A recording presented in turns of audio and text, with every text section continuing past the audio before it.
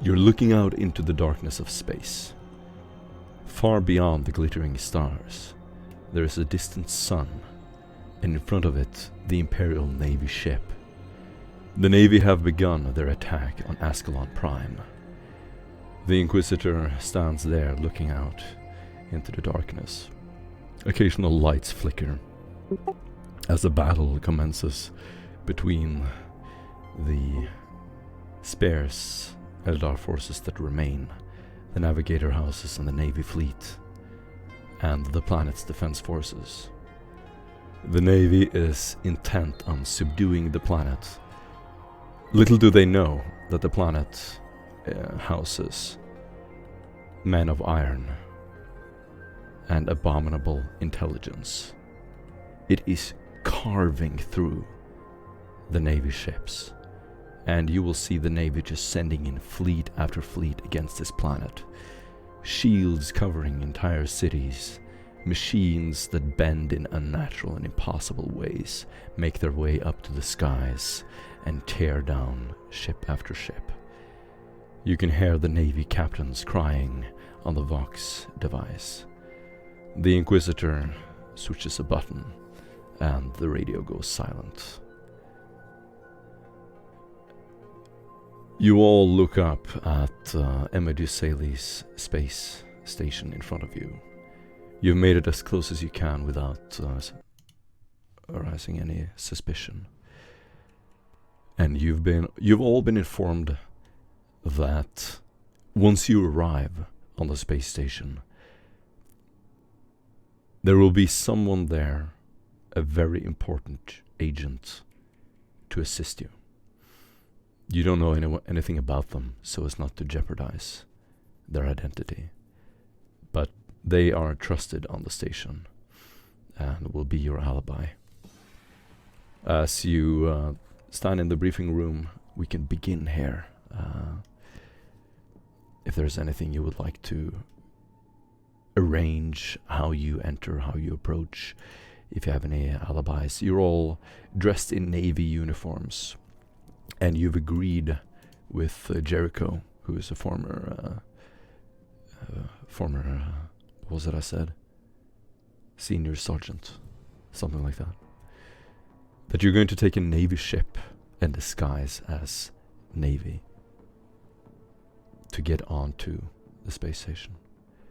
So you all have your blue Navy uniforms on as you're about to walk out. And that's when Araline, Franz, and Zach, you all meet up. And that's where we can begin. Zach, would you like to describe your character? Very well attuned to wearing Navy uniform, as if he's wearing a second skin. His boarding armor suits him quite nicely. Is covering his body as if it was designed to do so from its inception. While sporting a gigantic backpack that has a belt-fed ammunition supply to a very boxy-looking gun attached to it, yet to be unfolded and to discern its true nature. He bounces from left to right, hearing reports, listening to voxes, speaking to acolytes when some advice is needed or when his opinion is asked. The sweat on his brow is constantly entering his eyelids as he's quite stressed as the operation is about to commence. His black hair, that used to be more ship shape, let's call it, is now heavy with sweat and glistening in the lumen light, while his lower lip quivers from time to time as eagerness takes over him. Beautiful. Beloir.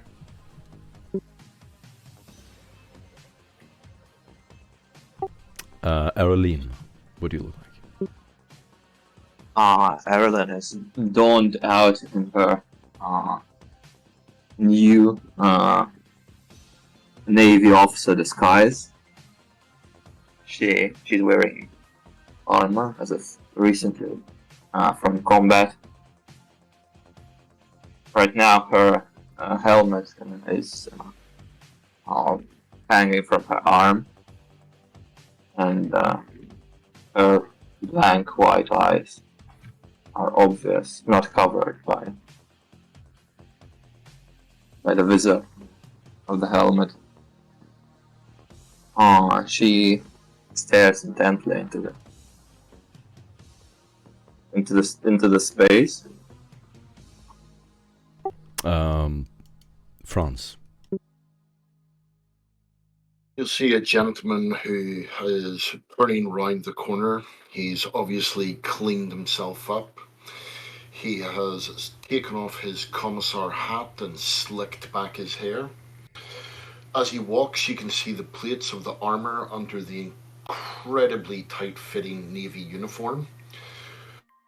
He's walking with a bit of a swagger, but if you know him, you can actually see that he is actually remarkably uncomfortable.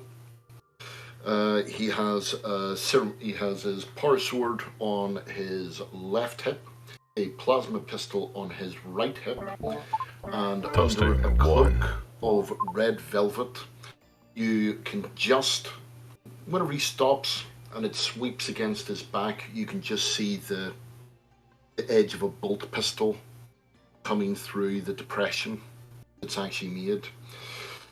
As he comes up to the rest of the group, he gives a polite smile, which doesn't quite reach his eyes. Also, the Inquisitor, as you walk up the stairs, will stop you, Zach. Acolyte.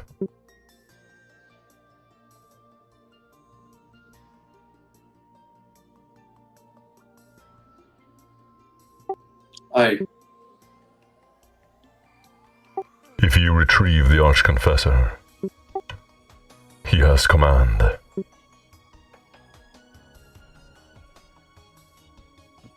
Very well. I will take over command of the operation once he is retrieved. He nods.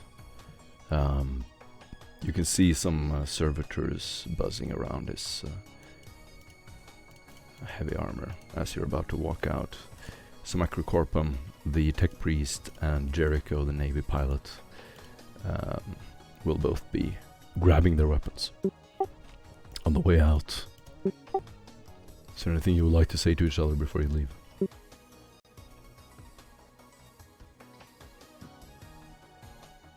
Alright, As Jericho walks past, Franz just mutters under his breath, "I will get you back for this." Just loud enough so that he can hear. Nice. The mission is in front of us will be difficult and dangerous, but we have come through worse things and come up on top. We have a plan that accounts for many possible solutions and outcomes. I doubt it will go according to plan. We will mold it according to the situation. We will succeed here. Awesome. I'm assuming you're not, you're just running straight there and get into your ship as you sit in the pilot's or the co-pilot seat, Zach, you will see Jericho sitting down on the pilot seat and beginning a ascent, flying off the Inquisitorial cruiser towards the space station.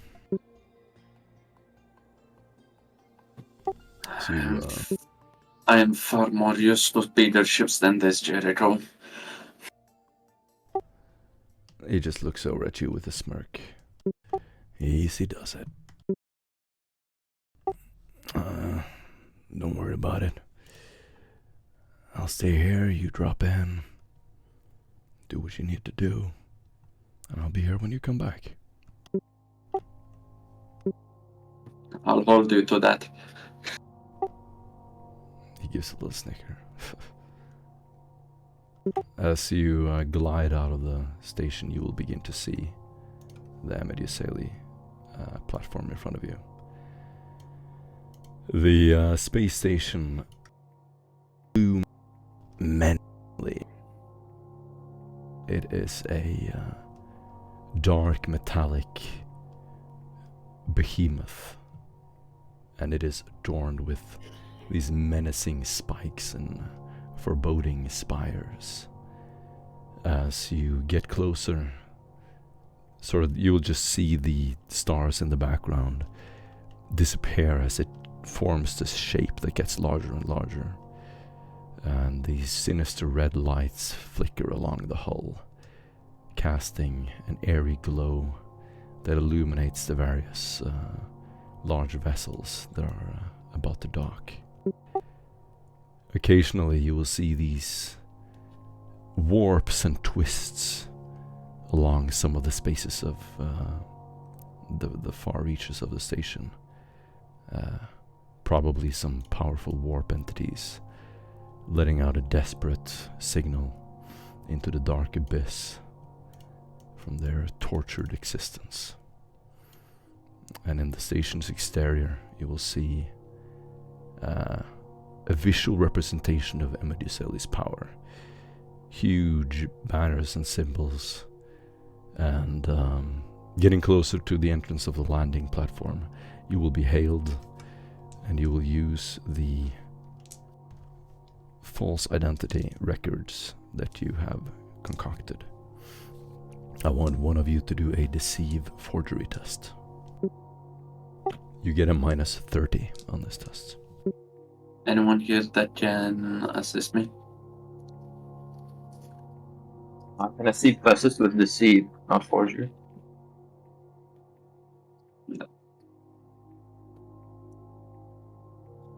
Does the this dice kit help? I don't think so. Right? No, this is basically this is basically like a huge report that you wrote up in advance, and they're just calling out different numbers for you, and you have to repeat them, kind of like copyright tests. It just so happens I'm used to specifically the navigator houses, and using a faith point, I will roll flat. I am able to navigate swiftly through the identification process with Beautiful. less than 3 additional. You will hear this mechanical 5, 15, 69, 4, and as it is read out, you will hear Zach say some letters and numbers.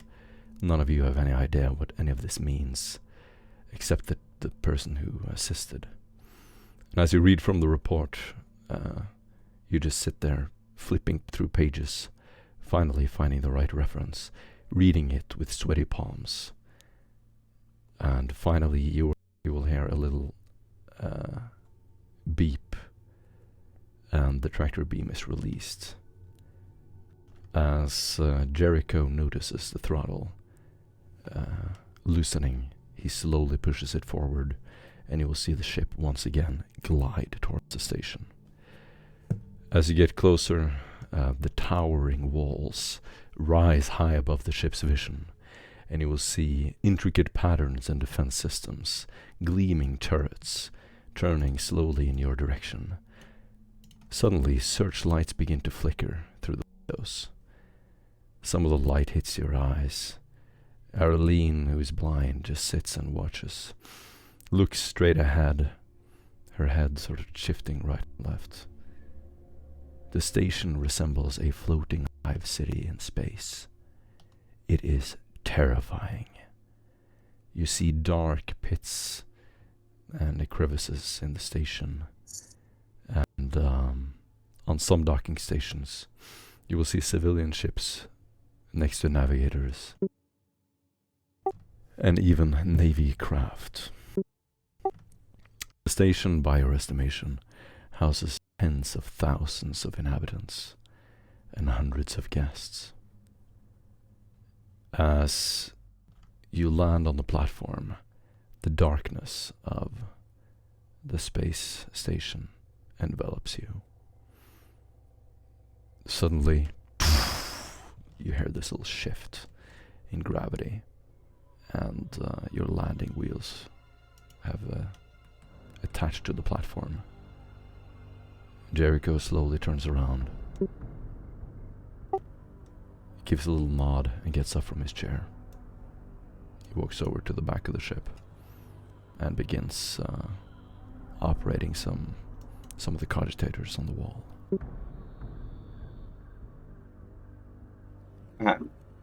Arlen chuckles nervously and takes a deep breath. Says, "Relax, everyone." Her voice trembles a little. We're here. We're just here on shore leave, after all. Nothing to worry about. The Emperor will guide us. Yes. We also need to look like we're on shore leave, right? Yeah, well, next time I'm gonna pitch the next vacation in enemy territory. So, try to not look too tense, right?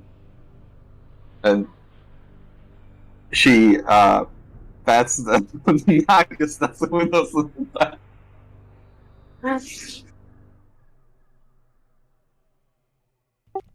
Yes, try not to look too tense, although try not to look too relaxed.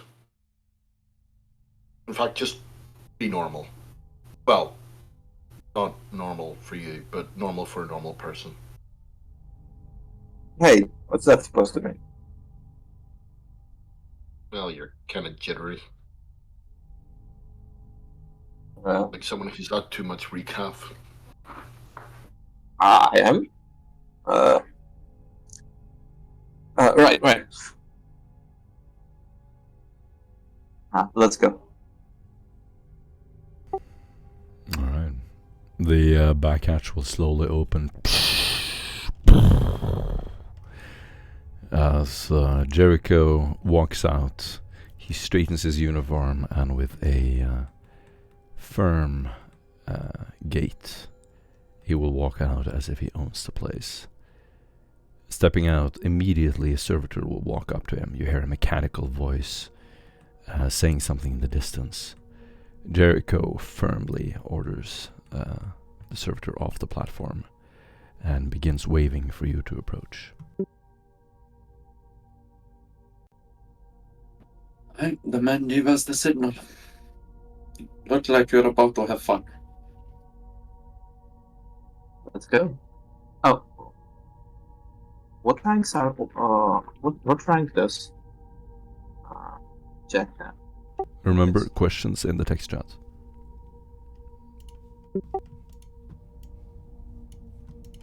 Oh, that was in character? No. Go ahead, guys. What do you do? US does up what is rank was he saying? Just a junior petty officer. Not much. Enough for freedom, not enough for responsibility. That is, astropaths have easier time, I guess. Nevertheless, from henceforth, as Zach disembarks with quite large, with his large frame, tapping on the drum from his magnetic boots can be reverberates through the entire handle. This being, of course, a deliberate act of showing the fact that he has nothing to hide. Now Jack has started moving down the ramp. Franz is going to jump up and go, well, the meat shield's in place, so I'll go next.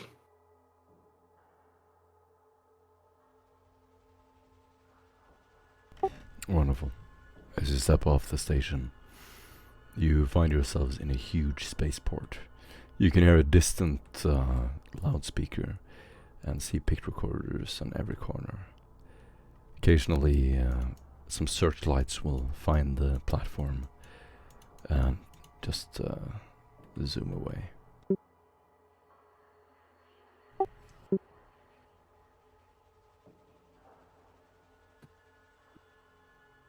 Right. Now, gents, where to? Well- As you look down, you will see massive metallic platforms, labyrinths of catwalks, bathed in this airy red light, casting long shadows. There are these mutant guards standing far down in the distance. The air is pretty thick with various exhausts from the ships, and the land vehicles that some of the more important guests use to drive to the checkpoint. Yeah. You see an entrance, like an official checkpoint into the spaceport itself. But other than that, there are a lot of maintenance hatches and servitors walking around, maintaining large metal grids and cogitators along the walls. This hall is gigantic. You can imagine like a flight hangar, basically. I suggest we don't hang around here like lemmings. What do you say we follow the official routine and get ourselves lost in the general public?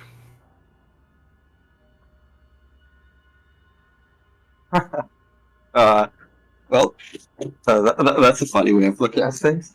But I have heard of a good place to relax after what we've been through.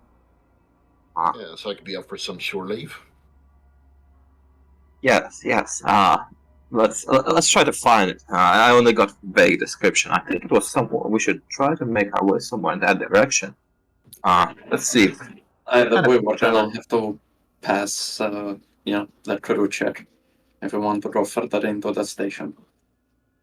As he points to the gigantic filter, as it were, of guards posted at gates checking everyone's papers and such. Yeah, let's get that chore done with first. That is true. Go get him, Marlene. Hey, why me again? Commander, shouldn't you be doing this? I can promise I myself can get through that, but Right. as for The the rest trouble. that can bullshit their way through authorities, I suggest you are more careful. Maybe use one of those exposed hatches, make your way past it when no one's looking. I think we should try to make our way. We'll just move with everyone else. Try to avoid drawing any attention. Because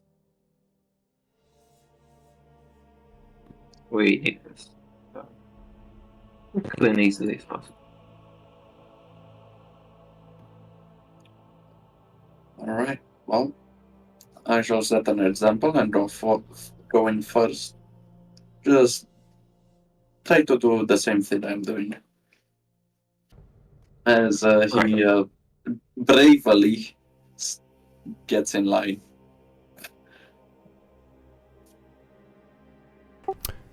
As you begin walking down the catwalks, you can see some of the rogue traders and captains of the Navy begin to point in your direction. You can hear one of them shouting from one of the platforms. Hey, you down there! Yeah, We weren't told you were coming.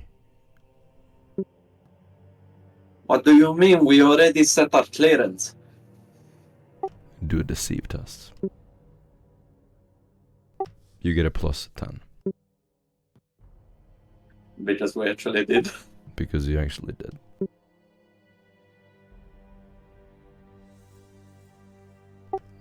eyes.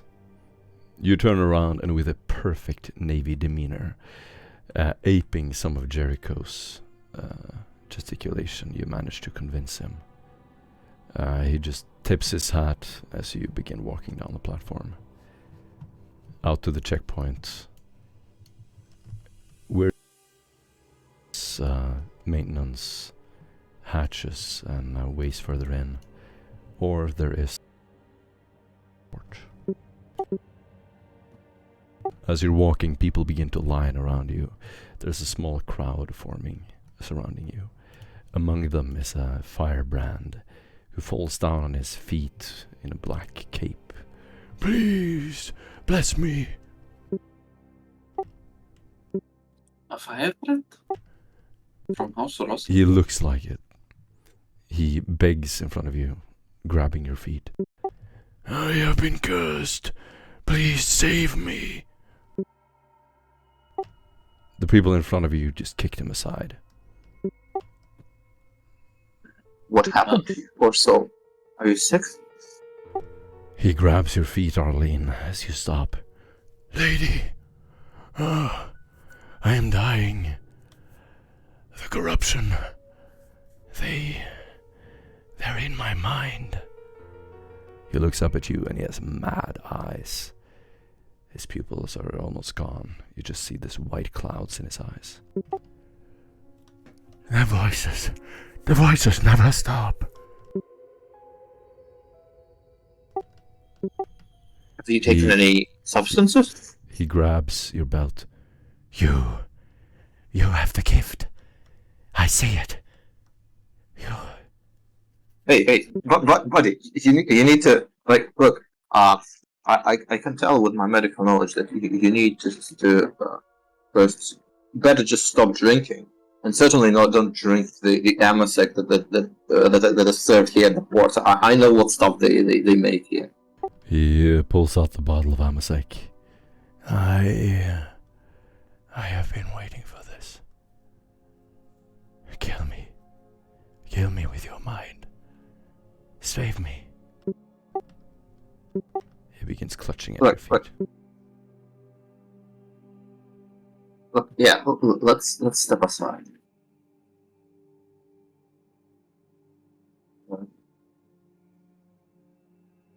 I can give you some details. Maybe it'll get you to feel better. He pulls out the little bottle and takes a sip. The flight frequency is crystalline sequitur. They fly and glitter out of the stars. They are reptiles, not human. They live under the skin, crawling, walking. Little ones. Little darlings. Poor little darlings. He tries to hug you. He's absolutely rotting. You can see the flesh falling off his cheeks. He has maggots running around on his some of the torn cloak along his shoulder. The voices. They are telling me what to do. They are telling me who you really are. Are there people nearby right now? You're a witch! You can see his face deforming, his yellow teeth coming out. He I'm going to spits tell in your him. chest. You're a damned witch! Gonna come up And what and the man will actually pull him feel over. is you'll feel a plasma pistol and the whine of it stuck to the side of his head, and Franz is going to say, "Bugger off, you drunk old fool." He ain't drunk, he's corrupted. Pull the trigger. Maybe not in front of all these good people. Well, I already He's said saying it. I'll impel him. I don't want him to hug me or anything. That obviously isn't Good.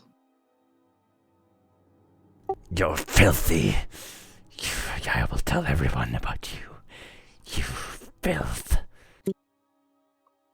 Well, if you don't want to do it, you ain't gonna say anything with a drools all broken over- jaw. He drools all over your vest, falls to his feet, and begins crawling like some reptilian creature towards the guards standing by the checkpoint. I immediately ditch the guy. What's up, man? I will attempt to hit him with the autocannon. Physically, like hitting it while wielding it as a weapon. I was about to say, are you sure? By the way, you have a subtlety of 50 so far. Just letting you know. Wait, hold on. He harassed us after harassing everyone else, right? Mhm. Oh yeah. No need for a weapon. I'll just hold him. I'll try to grapple him. Some of the guards begin approaching you.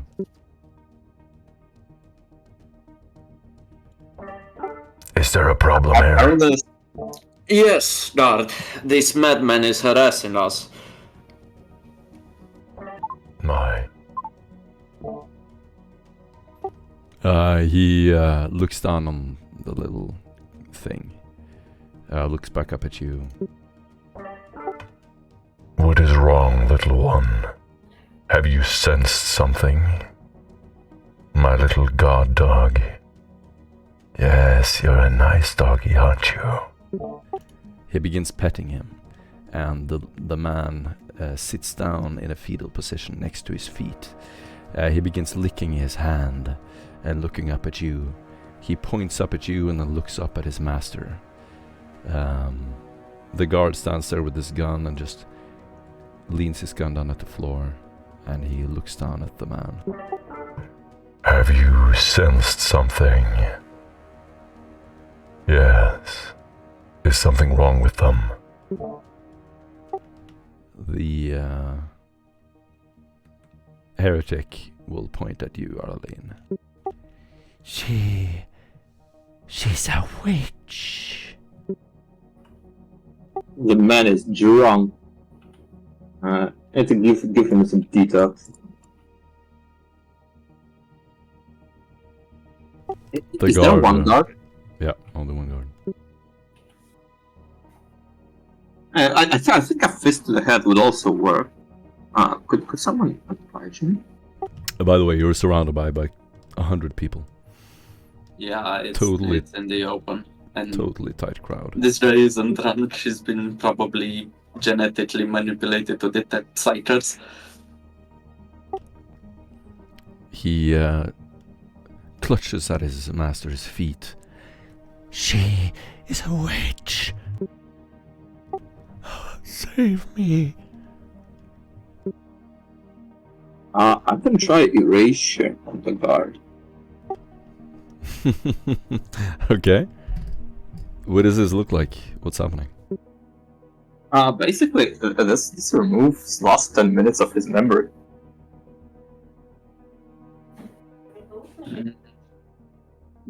Do you have anything to convince him that whatever that guy is saying is absolutely stupid? Because that would be more suspicious, like suddenly I'm here and my pet Actually, human is... I'm gonna use it on the crazy one. Oh, that's better. Well, why not? Because he's already crazy. He fails to resist. Quickly make yourself... Could I attract the guard's direction so Arlene can Arlene's gonna gather just walk herself? Remember, away. okay, I'm gonna do this summary that we usually do before the session. Everything that we do is in character. Remember that the players drive the story forward. You should be talking 80-90% of the time. When you want to do something, just do it as your character. Don't ask whether it's possible or whether there's something in the world. Just do whatever your character would do. Go. Arlen walks somewhere to the side, looking disgusting, and starts cleaning up her armor from the man's spit and other disgusting stuff. She's even gonna use the water that she has for that. The man begins to recoil. She's doing it! She's accessing my mind! Clutching at his feet, he begins to crawl back up. What happens to him? He forgets the last 10 minutes. You will see him look around him. I am tiptoeing this way now. You can see the soldier just confused looking at him. Is she a witch? He looks behind him. He looks in your direction, Arlene. Arlen is cleaning her clothes. Obviously disgusted. He is about to look at you again, Arlene. What do you do? Oh, is he? She's gonna use the same thing again on him. The what? On the guard. What are you gonna use? Make him forget last 10 minutes. Okay. Failure. And I'm going to reroll that.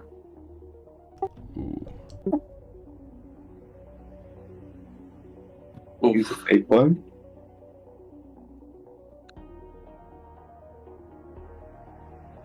Much better.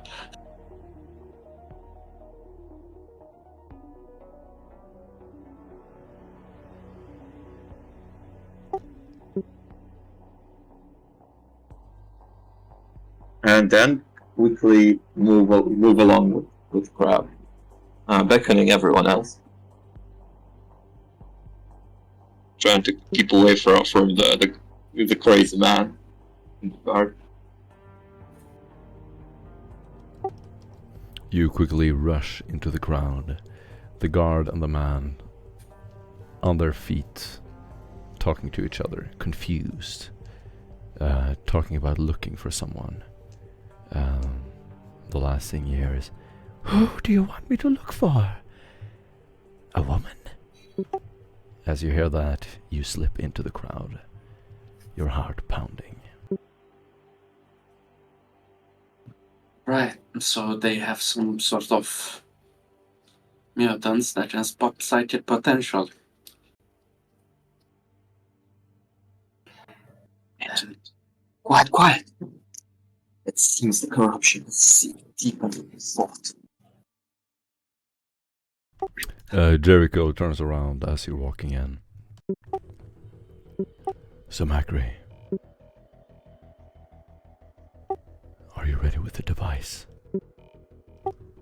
So Macri is carrying a gigantic trolley behind him.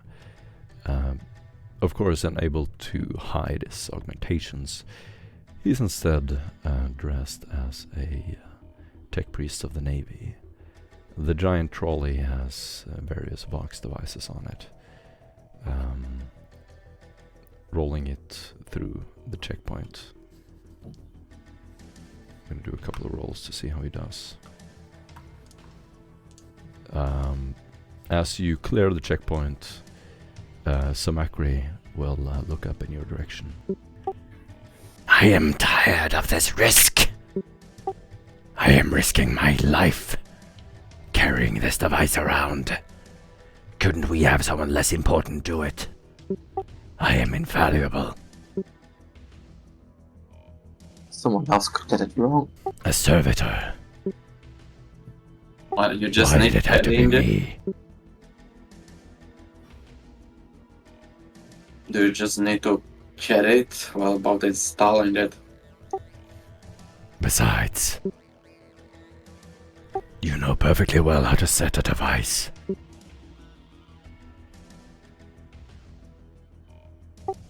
The timer.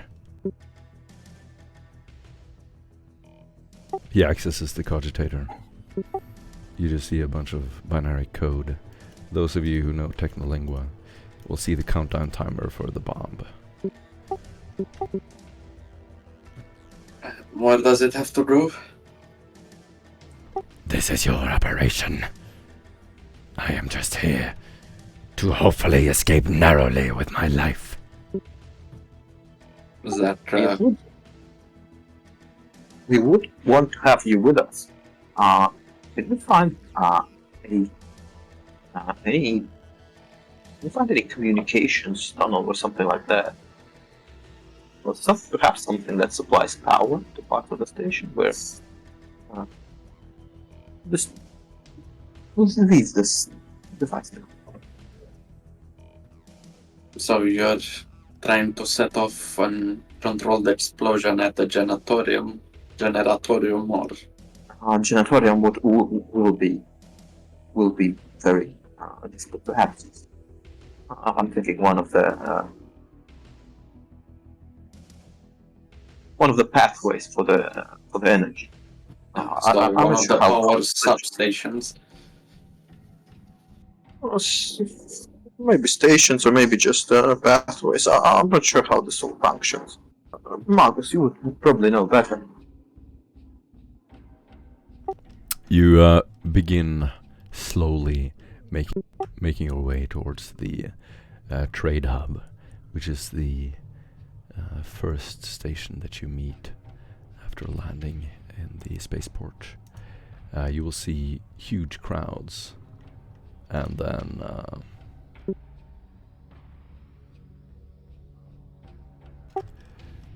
then you will see a crowd of traders in the distance. A bunch of stores. So Macria will drag the trolley to the side of the wall, just stopping next to some of them. You see hundreds and hundreds of people. The station itself is full of neon signs. They seem to have welcomed traders from all over. There are dark alleyways, outlaws, illegal goods openly traded, hidden from prying eyes, sort of in the backdrop of the markets. The air is thick with a mix of exotic spices, and there's an atmosphere of danger. This hub is filled with illicit activities. Wherever you look, you can see traitors, heretics, naive members of the Navy unloading weapons, Navy supplies for the vendors run by the Navigator House. Xeno weapons, spoils of war, are exchanges between the various factions. You overhear chatter about the sudden transformation of the planet and the new opportunities.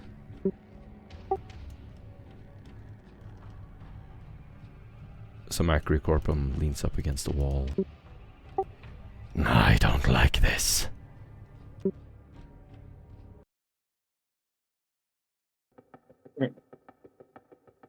If one of their tech priests sees me, I have no way of hiding this device. Why don't we leave it kind someplace that's not likely to be looked into? They will find it.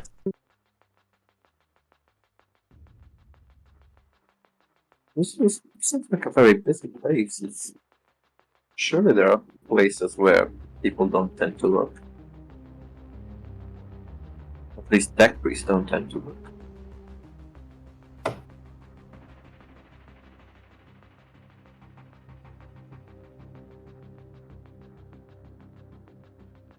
Alright, so Macri, leave it here.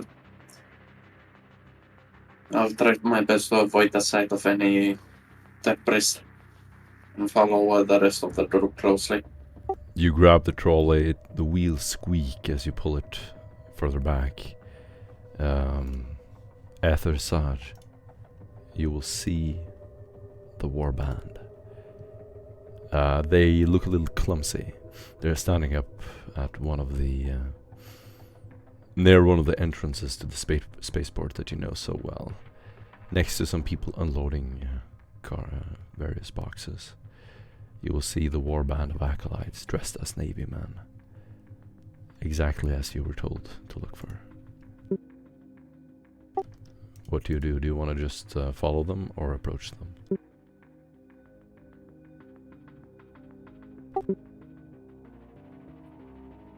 I'll initially just keep an eye on them. Okay. Guys, what do you do? As I kind of observe their initial few actions to gain their measure. One of the tech priests seems very annoyed and he's shouting at the other Navy men. I suggest we avoid them. How Zach tries to place, as he pushes the cart, can he judge the actual weight of this device? Yeah, it must weigh like a ton. Or like 500, 600 kilograms. No. The group moves through the outer edges of the market. So there's a lot of activity, a lot of people moving around. Not dense enough that that would need to push through the passing people. Just another group that's easy to lose in the bustling activity. Jericho will grab you as you're about to leave. I suggest Sumakra and I stay here. We can stay hidden, wait for your return. And I'll fly you out. Perhaps looking for the best. I'm confident you can find a place to place the supplies for a while. Well, I don't know about anyone else, but I'm hungry. As Franz walks up to a vendor and basically starts bruising what he called the sort of street meat that is on offer, whilst at the same time looking at a rather dim patina, hiding his face but keeping an eye on the actual other group. Awesome. You can see a huge bustling crowd around you. Some Navy men will occasionally come in your direction and salute you, look at the food, and he just takes a little glance. That's disgusting. Guess they have nothing better to eat here than smelt rats and bugs.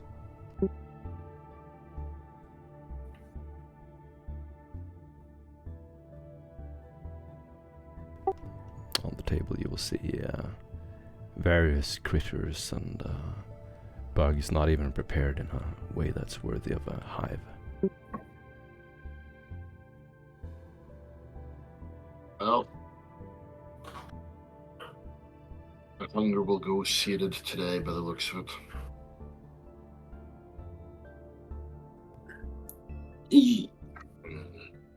As Zach peruses the market, can he find several vendors of technology or devices that have machine spirits?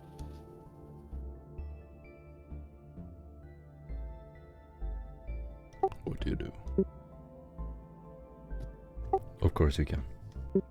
I would like to, Zach would like to purchase as many cheap pieces of technology with machine spirits as he can, and put them into the cart alongside with the device. So maybe it would bolster its cybernetic defense, or if a tech priest were to look in his direction, he says, he's a scrap seller or something. Awesome, let's get at do commerce tests. And I'm gonna give you a -30 on this one. Can Arlen help him? Can you do it, Arlen, as I share my plan with thee? I have commerce. I can aid you. Exquisite.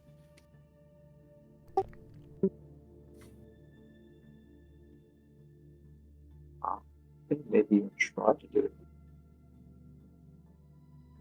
I can assist you, but that's all. I don't like my chances. Okay, I'll do it. Minus 30? So it would become a minus 20 if I assist you.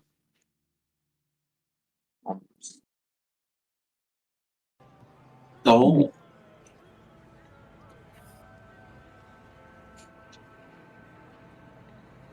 Yeah, I'm gonna use inspiration.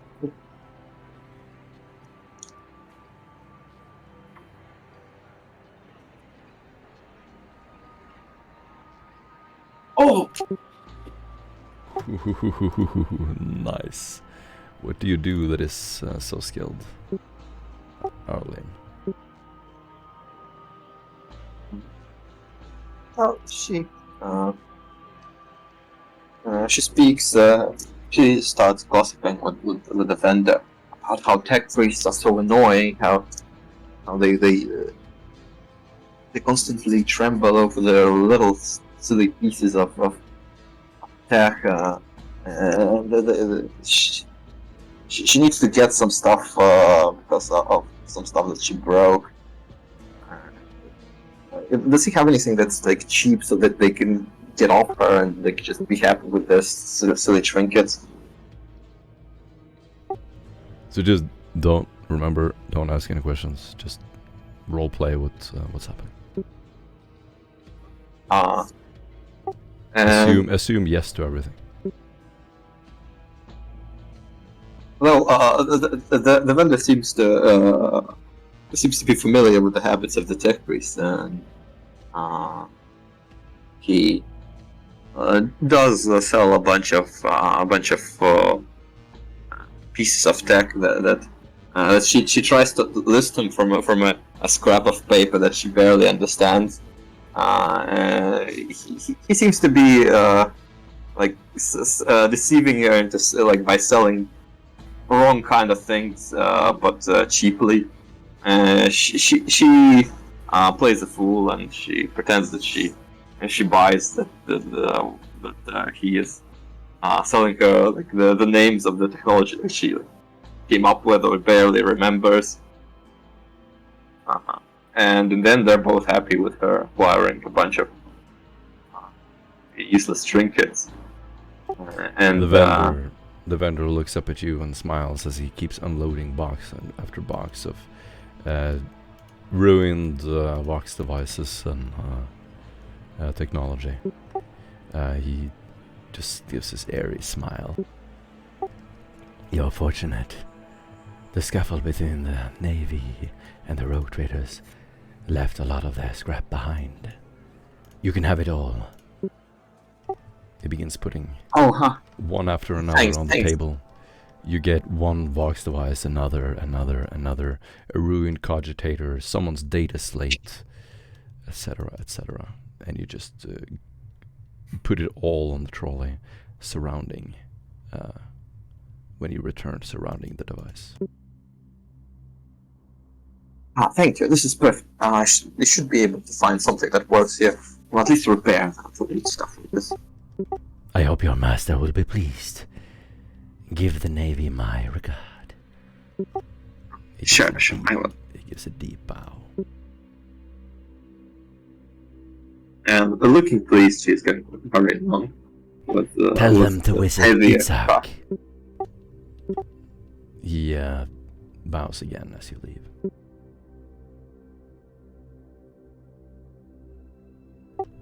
As you return, I want you to do a deceive test. Deceive.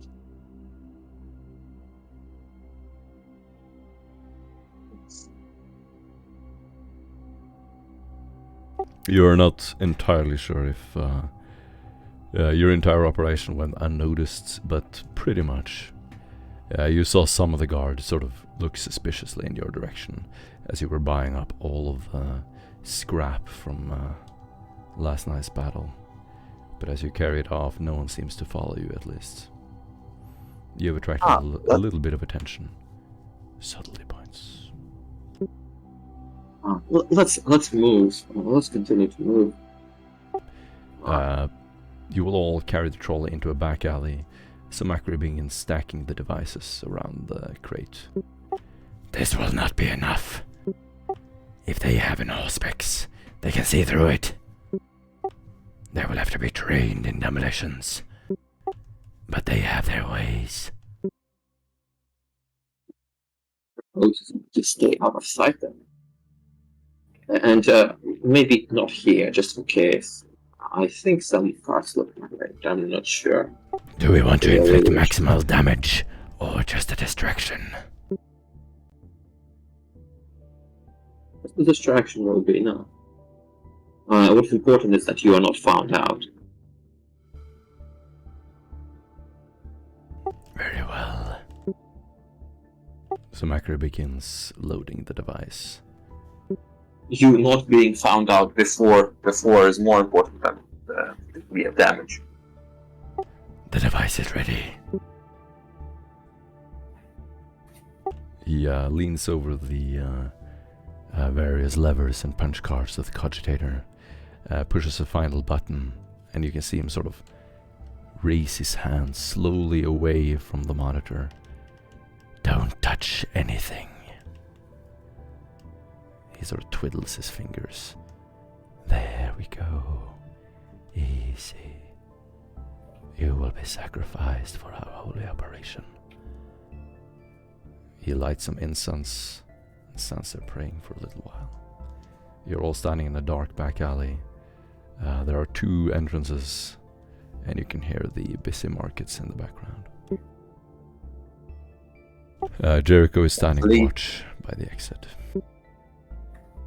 Let's leave not with the entrance that we used to enter.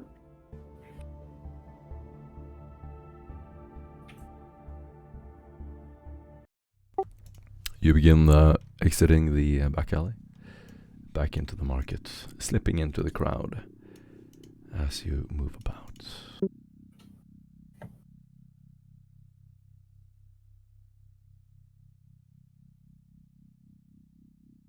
We'll try to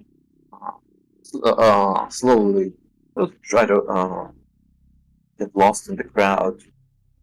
If anyone's following us or looking at us, just pass through here and there to some of the busier places, and then start edging our way out of the market and towards some of the stations.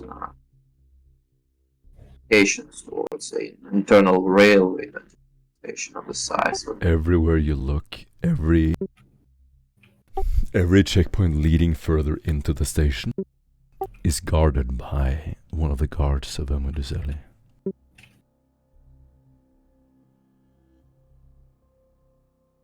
as we move out of the crowd, they're gonna speak quietly. Do take the busy route, or would we want to move longer and quiet?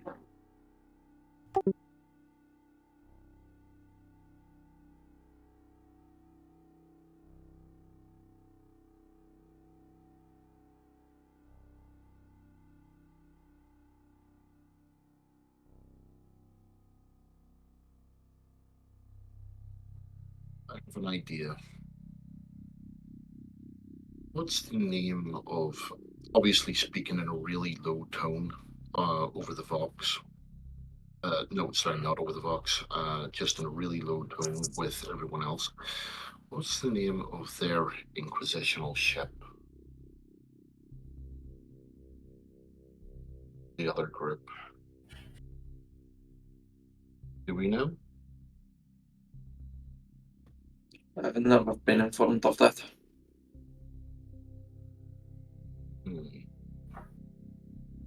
I know that it's located somewhere over there, somewhere in that direction. Should be 2 docks over Yeah, from but what ours. what I'm saying is there's an awful lot of Navy boys here. Quite a few of them seem to be drunk. Take a lot of pride in your vessel. Take a lot of pride in your vessel, and if they happen to badmouth or say they're badmouthed the other guy's vessel, could cause a minor distraction.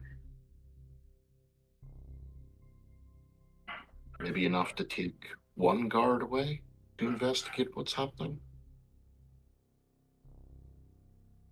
It's a good idea. But not sure we want the guards.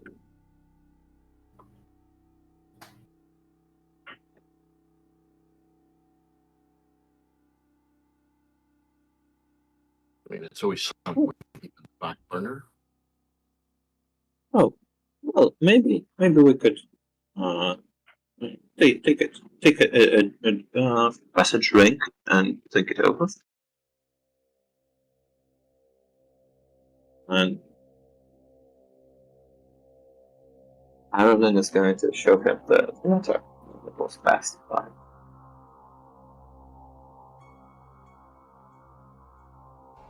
I mean, Arlene, do they have any corruption? Well, obviously we know they've got corruption on them, but do you see anyone here that doesn't? That hasn't been in contact? No. I'd say A bit too prevalent, right? I don't want to look too close, let's just say. No.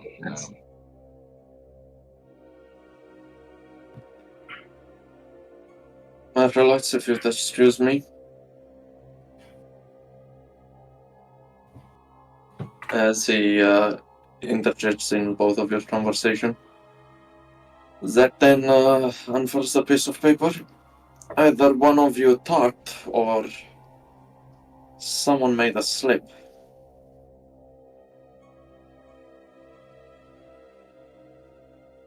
Now, what do you mean? A runner came to me and gave me this, as he unfurls a piece of paper that says a representative of the Tish conglomerate wishes to meet with us.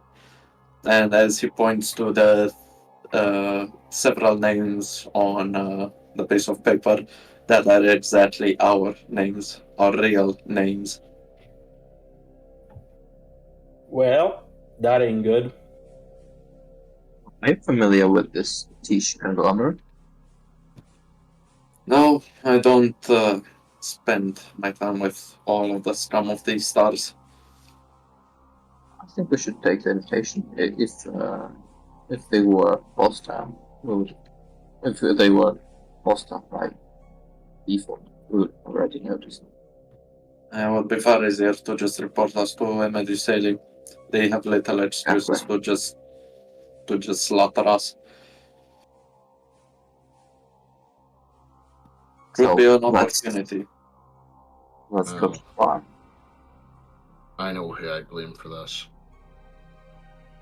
Two options. We either don't go, and there's a high chance we die, or we go, and there's a slightly lower chance we die, from what I assume. Well, either way, maybe they present us an opportunity to pass the gates unnoticed. Pass the filters unnoticed. You're starting to understand exactly how this works. I'm excited about this plan. Let's go meet them. Now, let me see. Bar. This one. Fitting name. The Crooked Throne.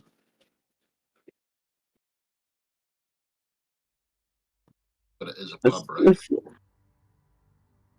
This establishment does look kind of shifty. Well, let's hope that the alcohol kills whatever nastiness bound to be in it. Yes, they will have a hard time competing with whatever Promethean-based beverage and rats they're serving on the streets. As Zach opens the door with which creaks quite heavily due to probably rusted hinges. Following after him, Ireland has to brace as the door swings back with force. She manages to avoid being hit too hard. She holds the door open for the next people to pass. Zach stands the bar. Does he notice someone of obvious repute waiting for them?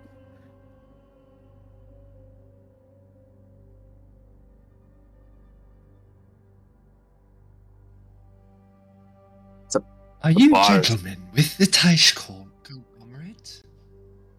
As a gentleman in a very well dressed, very somewhere between a noble and a merchant, with how well dressed he is, where it's like he's not quite foppish, as he has several utilitarian, like a body glove, you can tell, but there is a degree of wealth flauntment with how fine some of his robes are, along with a somewhat peaked cap with a feather sticking out of it.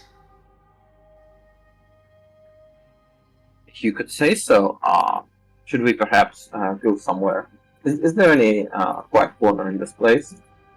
Yes, my dear master is waiting for you in a very secluded, very private room over here, and he points to what you didn't notice on the way in, a kind of almost veiled room where it seems like particularly well-off clientele probably rent for, and there's a pair of guards in front of it, obviously barring anyone who's not authorized to go back there. He's been waiting several days for you to join us. Well, let's not make you must wait any longer then. Please show us the way. Beautiful. As you enter the room, you will see a carefully decorated, beautiful little hideout with some stacked books, reports, a couple of tables and chairs, everything ready for you. This is also completely isolated. And the moment the veil drops back into place, what seems to have been a very kind of snobbish and kowtowing noble of the local aristocracy, like kind of hunched over, almost like almost seemingly looking for for favor, like, oh, perhaps these gentlemen are my ticket to the higher power. That demeanor just fades. His back straightens. His sycophantic expression fades into something more contemptuous and somewhat vexed, annoyed. Just this aura of confidence and experience suddenly exudes from him. Inquisitor Taish has told me many stories about you, but I never thought you were such bumbling, moronic idiots. You nearly gave yourself away, and you're already raising suspicion. I've been here for months, and nearly a peep has been whispered about my name, but you show up for 5 minutes, and I'm already hearing whispers in the underworld about a very suspicious group of individuals.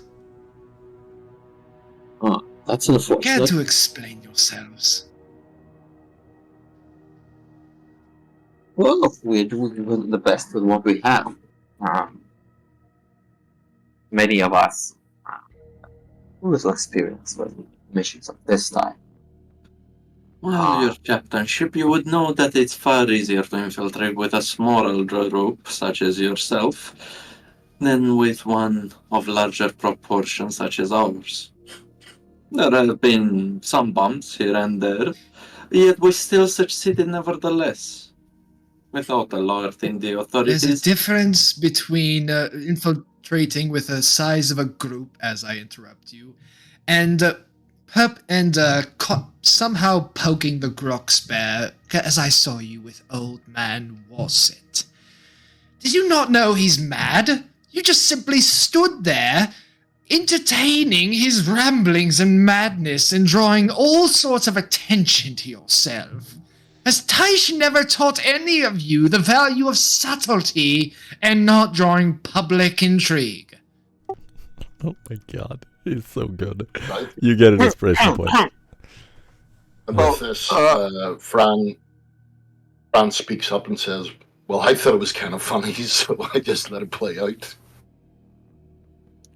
Hey, it was not funny to me. That turns Huh, to but- Elena says he does have a point.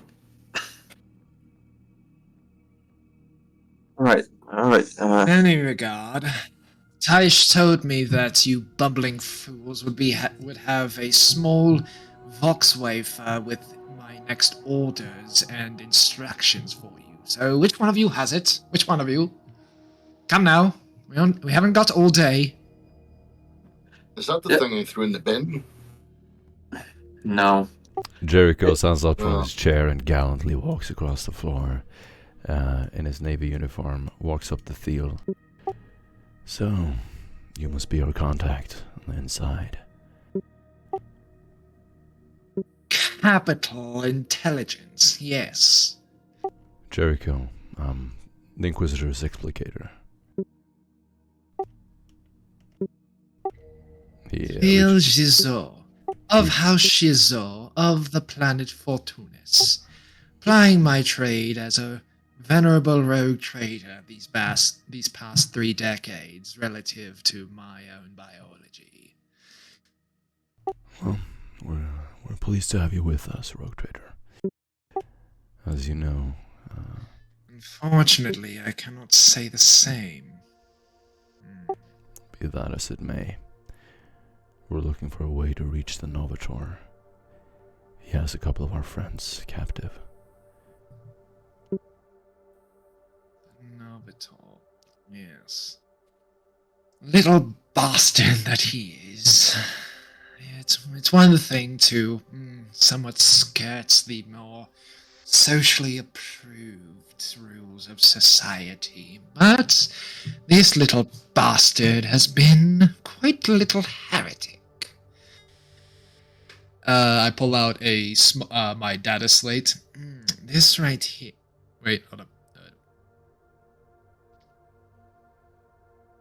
Thankfully, I've made a reputation for my integrity and my reliability. I've made and through such reliability and a very well-off reputation, I have managed to map out the station and maze within the prison towards the Novator's Officio. Are you prepared to move now, or do you require time to prepare for the operation to go find Emed? A few things. If you would, can you show us the map that you prepared?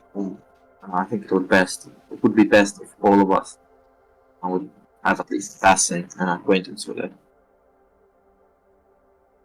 Yes. We are Give me but operating a moment as I type on the data slate, and the nearby vid screen pops up various schematics, lists of personnel, information about their routines, various blueprints of information involved, and any other pertinent information relevant to their investigation. Oh, this is some quite impressive work, Tyrell. We were operating on the general blueprints of the kind of station, of this type of station before. This is a notable improvement. I have had months to operate undercover, and, well, let's just say that many a person are very intrigued in gaining the patronage of a rogue trader such as myself, with how fabulously wealthy many of our such dynasties have become. You'd be I see. surprised how easy it was. Yes, I can see how you could use such a thing to your advantage. She pulls out a strange data slate with a screen replaced with some kind of touch-based contraption, like tiny cylinders that extend and it can be used both for pressing it and for receiving tactile information. And she connects with your interactive map, and she's gonna try to download it.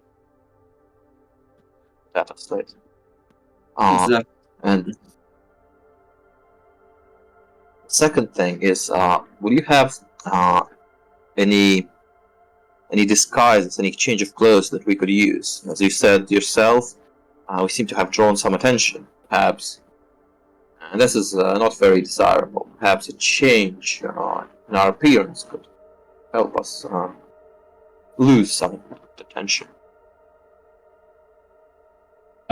Near the back of the private room, there's a pair of what appears to be closets with sealed openings, and I walk over and I place my thumbprint upon a pair of pads to the side of them, and when they open up, you see that one is filled with uniforms of identical uniforms, while the other is a kind of mishmash of, say, prison guard uniform, local commoner garb, just all kinds of various disguises. And I was kind of gesture to either one with a different hand. In this closet lies uniforms of my personal guard and anyone associated with the Shizo dynasty. Of course, if you are seen walking with me, then they will merely assume you are in my employ or part of my retinue. As I gesture over to the other side, over here is uniforms associated with local organizations, establishments, simple commoner garb, fairly well often seen throughout this system, and perhaps even a security uniform or two should you wish to insert one of your experts within the system before the operation begins.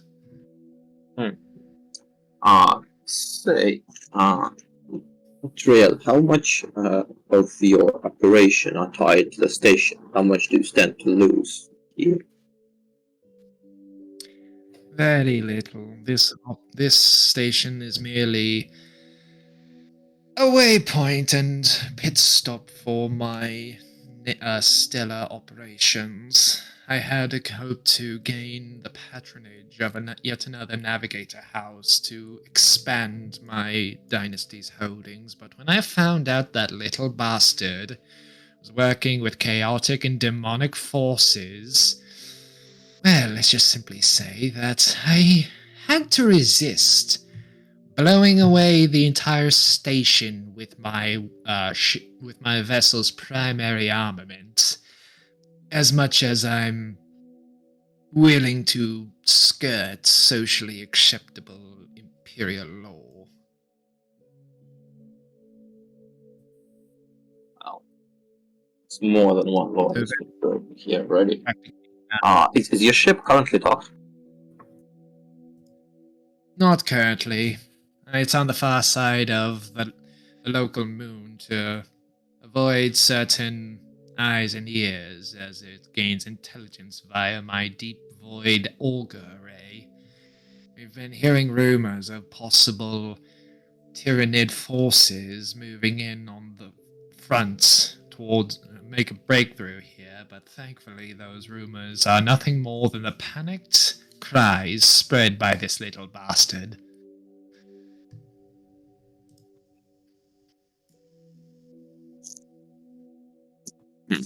That chuckles at this news. This is actually perfect. Like if you could potentially lead us all the way to the ship as your guards, I think that would be the best disguise, since we would want to keep to retain our to retain being armed in armor. Jericho sighs. Well, I think I've seen enough action. I'll try to stay behind. Maybe I'll use one of these menial outfits. How about me and Samakri here? We stay here at the hideout. When you're ready, we emerge, set the device, and make it to the space station. We will be in touch. As much distraction as you prepare, as much distraction as you can to be set to happen on a signal. Yeah, we can do that. Awesome. Alright. Well, we'll leave the exfil prep to you, Jericho. Our goal is to navigate a ship to docks, right where our ship, our targets. I think you could get us in.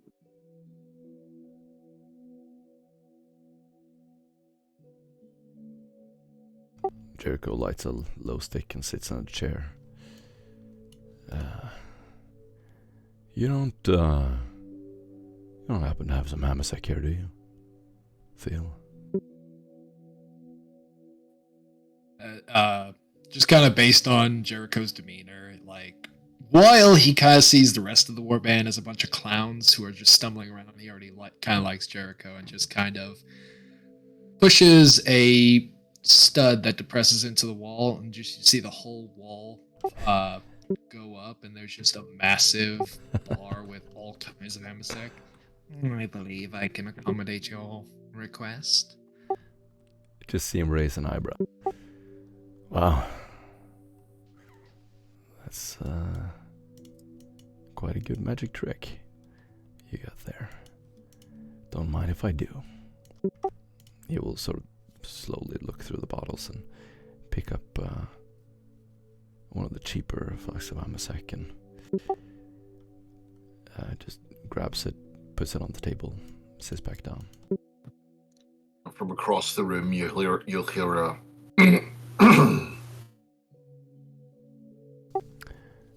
Don't worry, France. I'll pour you a cup. Pulls out a couple of goblets and Thanks. begins pouring.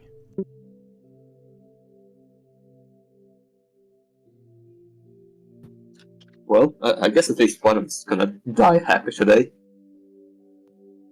Either way, as that finishes putting on the Trishkondlo Moretti uniform, making the last, roughing the last buttons. He looks at the trio and says, "Rogue Trader, have you spotted any influx of prisoners as of late?"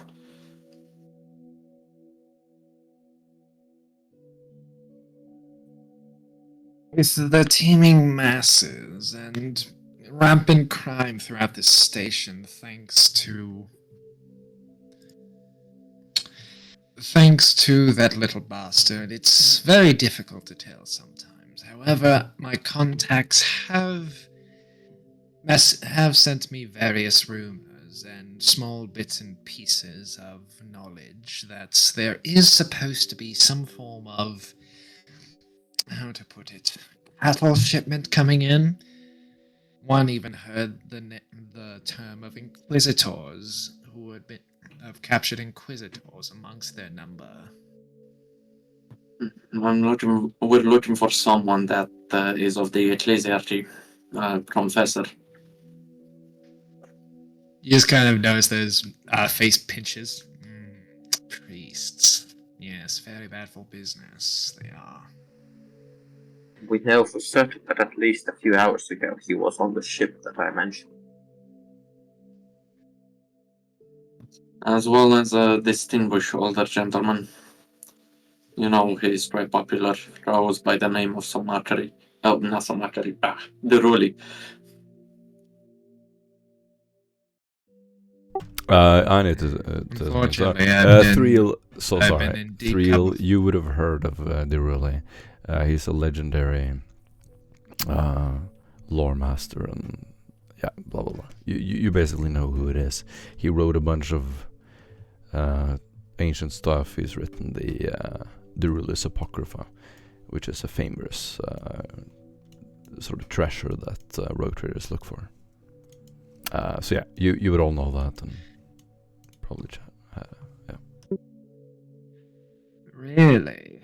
I've a couple of his own handwritten works within my collection. What a fascinating little nugget of knowledge. Thank you very much for that. Perhaps the rest of you aren't that useless. It matters little your appreciation for him. We're here to bust him out alongside with the Ecclesiar. The Confessor, the Arch-Confessor, is one of our agents, and at close as he thinks of some words, a close person of importance to our Inquisitor.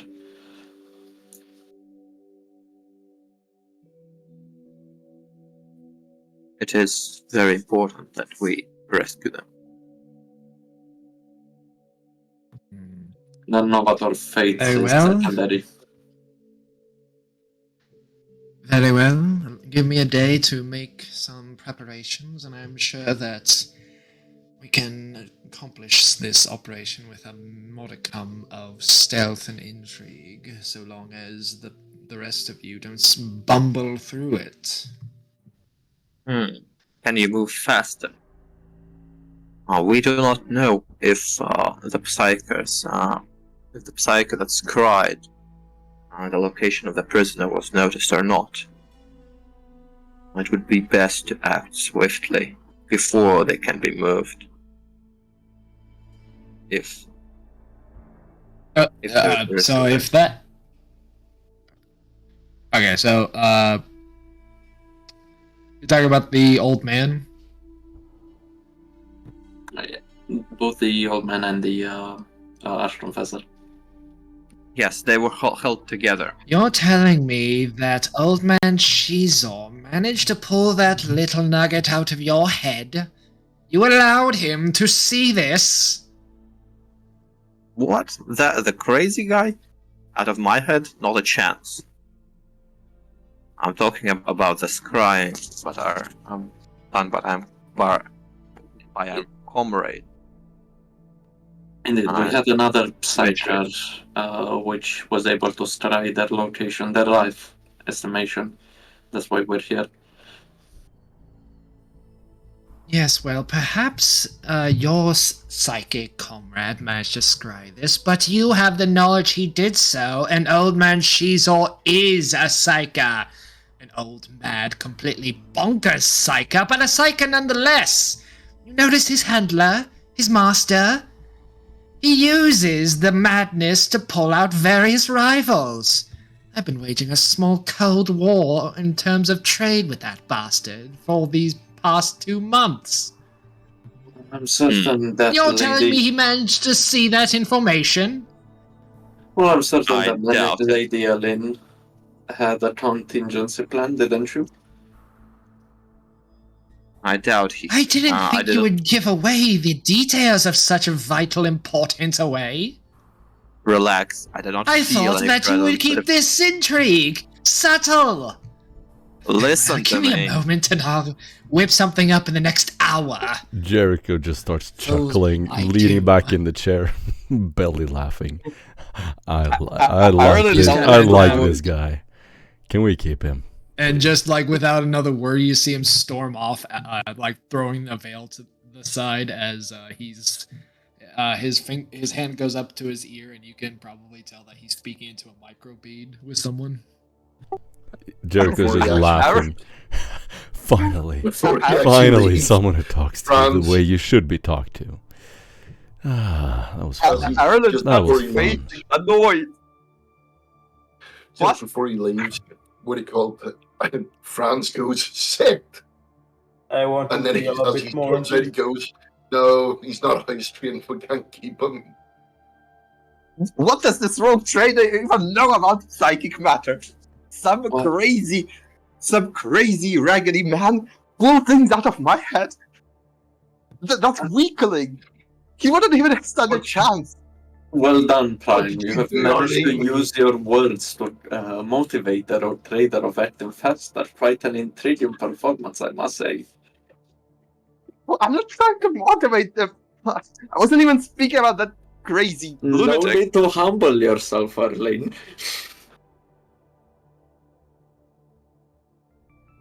Pulled things out of my head. It's even impossible to imagine. And this wretch. She's probably the most annoyed she's been seen. She's pacing. Well, actually, Arlene, it's really not that hard to pull things out of your head. Like, I can tell you that you're frustrated at the moment, so if I can do it and I'm not psychic,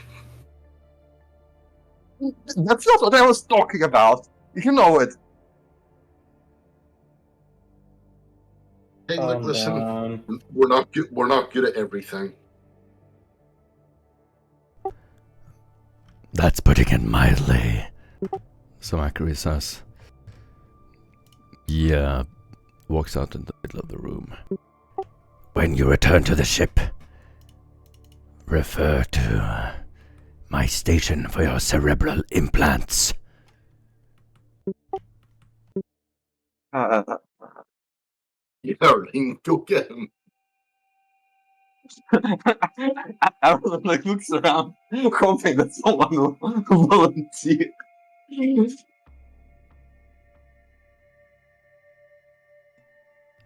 If we maybe don't to the hear from you Pandogo? in 2 days, we will leave without you. That is a final warning. Puts his rebreather back in. I don't trust this operation. I always like our little chats. Do you even have a plan? We have, and a very detailed one. Well, Of course we have a plan. look, What a stupid question. we have a plan this operation to be completely stealth. We were expecting it to fail at some point. If we succeeded completely stealthily, that's all the better.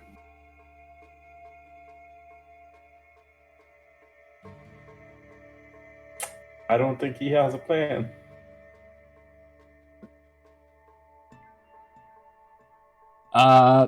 The veil kind of pushes it aside as he comes back in, looking very haggard. Like, so initially, as he walks back in, there is a degree of calm and composure, but the moment the veil drops back, you see a sense of flush, adrenaline, and just absolute vexation sweep back into his expression. All right, you little bastards have screwed with my operation well enough, but thankfully I did manage to arrange an audience with, shall we say, specialist merchandise that is set to be coming into the station. Now, youth, let me see here. Let me see. So, you three, he points to 3 random members of the war band. Whoever chooses it goes ahead. Where are those uniforms of my armsmen, and you can sneak in as part of my retinue forces. You two, he points at 2 more random people. I need you to dress up as these security guards, as he pulls out a pair of what appears to be utilitarian body gloves with a little bit of armoring on them. Tosses it to them. You will be his, points to the last member of the war band, bodyguards, and I have managed to arrange the audience with the specialist merchandise with the hopes that said fellow comrade, as he nods to the somewhat... I'm assuming that everyone is a bit surprised and they have no idea what he's talking about, since they have no idea what the operation is entailing. Is interested in such specialist merchandise that I have been in contact with that bastard for months now. I don't necessarily approve of the slave trade, but there are a few particular types of individual who are quite valuable to my endeavors. So you trade in slaves as well? In some cases, right now. so long as they're prisoners of war or, well, let's just say Xenos without a degree of common sense. Or mutants, or just indentured servants of the Emperor.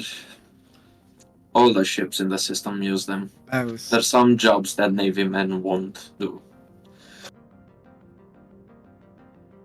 Cleaning the toilets. In any case, I require all of you to don your disguises. Otherwise, if they see you as you are now, you will be shot on sight. Should I perhaps disguise myself as your as the astropath? Do you employ such people? I was here at this station in the first place to employ more astropaths. If I brought one along, that would look a bit suspicious now, wouldn't it? Perhaps Besides, you found one. House Emed-Useli has a discerning hate towards those psychically endowed. Best you don't present yourself as such. Very well. I guess I'll pretend to be a guard. I'll take this guard uniform. It's a bit baggier, and I plan to steal his most expensive bolt of Amasek when his back's turned, so... Either way. Let's get set, people. At least the helmet covers my eyes.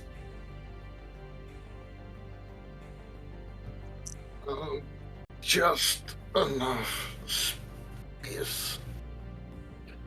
Found an ionized visor, Harlane. They should work. It's like a one-way mirror. Not the best, you can still see through it, but if they don't look close enough, they won't notice. Yeah, that's good enough. I hope. Okay. Maybe you can pretend you're wearing sunglasses under your helmet. Don't ask me how that's logical. Sunglasses indoors. Why not, at this point? Well, you're one flare away from losing your sight when working on portholes. Oh, that's one thing. Also, I think some mutants are sensitive to light. Or people that are stuck in the high foot for too long, yes.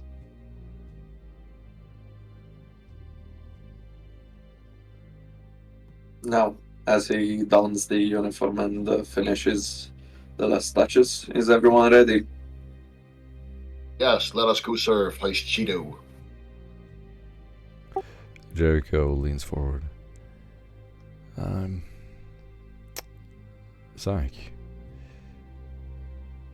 you talked about the Novator earlier. I thought you might want to know how Emed-Useli has a new Novator. I'm aware the first one got assassinated, correct? And his son took his place.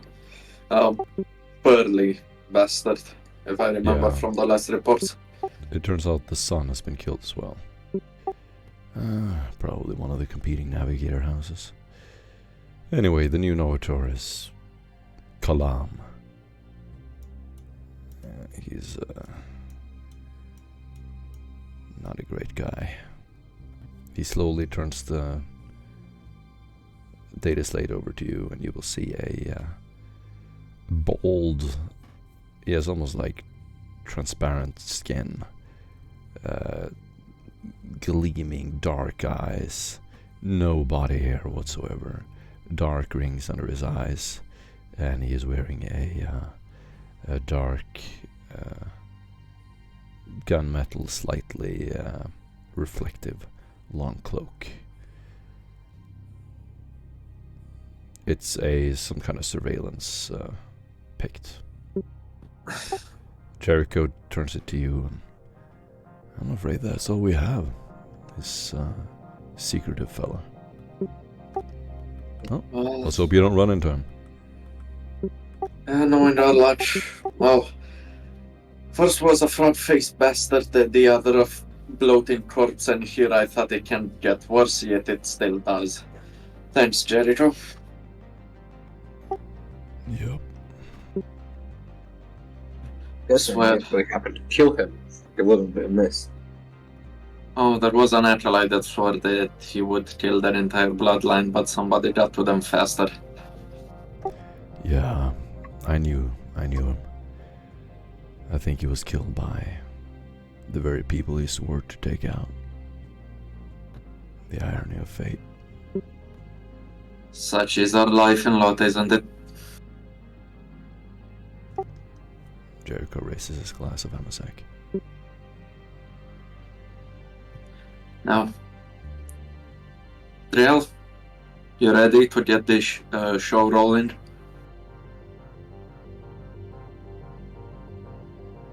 I've been ready.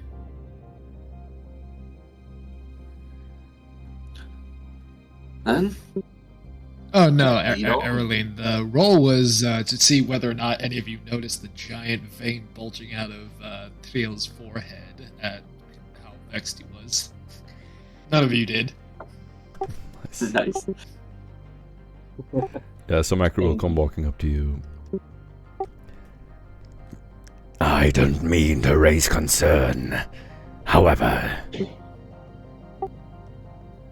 do any of you have any training whatsoever in security or tech use? I possess some. I've worked with most veteran triering servitors, as well as did some anti-boarding action training. I'm aware on how to lock doors, how to set up minefields, and how to operate a certain degree of technology. If you get stuck on a simple security perimeter, I cannot live with myself any longer. That depends. Do you have a multi-key or combat tool? They usually don't give them to Voidsman. I have a Megos. Of course I have a multi-tool. Well, I'll fetch it over if you don't plan on using it. So Macrae, painting himself in a corner, hesitantly opens up one of the pockets of his huge red cloak. This wasn't what I had in mind. Very well. His eyes gleam with a reddish glow as he picks up the multi-tool. This is special. It is archaeotech. Take good care of it. He puts it in your hand. Ooh, as he toys with it, says... "A Careful blessed with mach- that, you fleshbag. A sacred machine spirit. I hope that Get my over layman yourself, hands you don't slip." oversized rust rat. Can someone else carry it? No, I don't trust him. multi-keys are nowhere near as rare as you would have the rest of us This one think, is. As I slip out a multi-key from the side of my pouch and slip it back in. So how about you get over yourself, you oversized rust rat of Mars? I will take care of my devices. You take care of yours. Be sanguine, so matter. It shall be returned to you after the operation is fulfilled. It This I better. promise. We're thankful for your aid, Marcus. Did you say moms? Magos. It's pronounced Magos. Well, as fun as it is to argue over semantics, can we maybe get this show on the road? And he goes, click, and you can actually see as he puts his arm down 48 hours, 000, 39 hours, 59, 58, 57. Right. No, let's go. Awesome. You emerge out of the hideout, back into the trade. Let's see. There we go.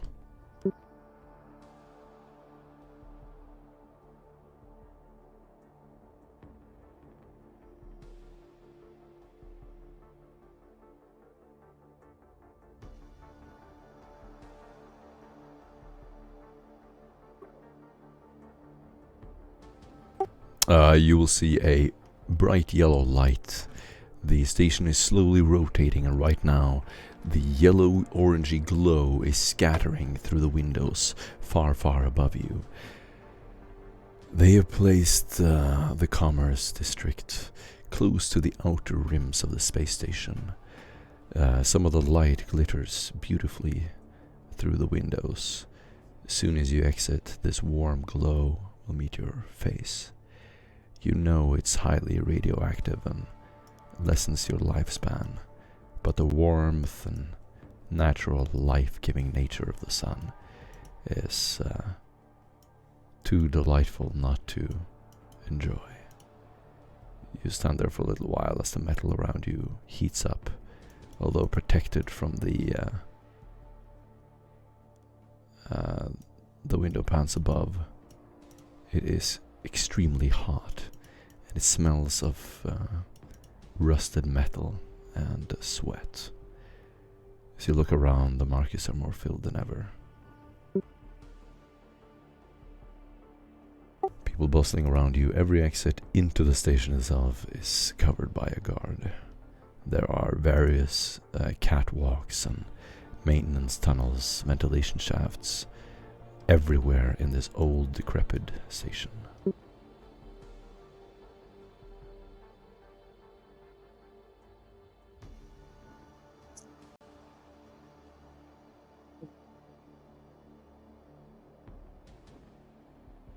More avenues for us to use. I probably shouldn't waste any time. Lead the way, oh master of arts.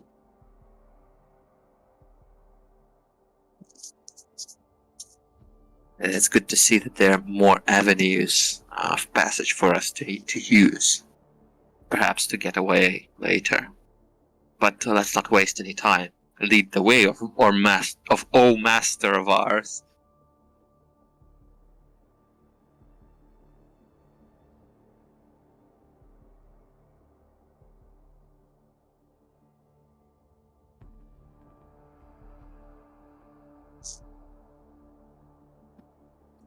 Rogue Trader Trial.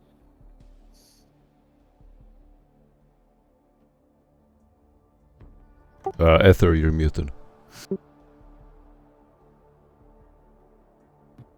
He must be away. Yeah. Even with being led by the rogue trader, the group doesn't draw too much attention in a busy place like this. There are both rich and poor people alike moving through the rich, looking at the scum and the ragged men, the workers, the bombs with disgust. You can see a lot of famous people here. You can see ancient Eldar artifacts laid out. Salesmen, as you approach, begin yelling, see here, a valuable treasure from Askellon Prime itself. A glorious inquisitorial warband brought down by the devious rogue trader Constantinius. He is telling a story as he veers into another topic. Jeremiah Slagheel shot down the Inquisitor in cold blood. Fighting in his manse, he was cornered, finally died in the staircase. This was the medallion he left behind. And he holds up an inquisitorial rosette. An invaluable rosette, held by the Inquisitor himself. People begin bidding. You see various Eldari artifacts laid out on the table. This is kind of an auction going on in the entire hall. You can see people yelling over each other to bid. As you walk among the crowd, sort of following Thriel, you can do a Imperial Warrants test. Scholastic lore.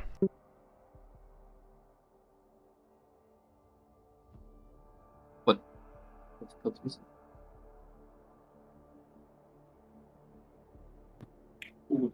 Ooh. I rolled a tradition intelligence. So Zach, as you're walking in the crowd, you notice first you sort of doesn't make any sense in his hair. It's Constadosius Tyros, a gunslinger from Aventine, a distant pleasure world. He is wearing extravagant leather armor. He's surrounded by a small band of his own personal guard.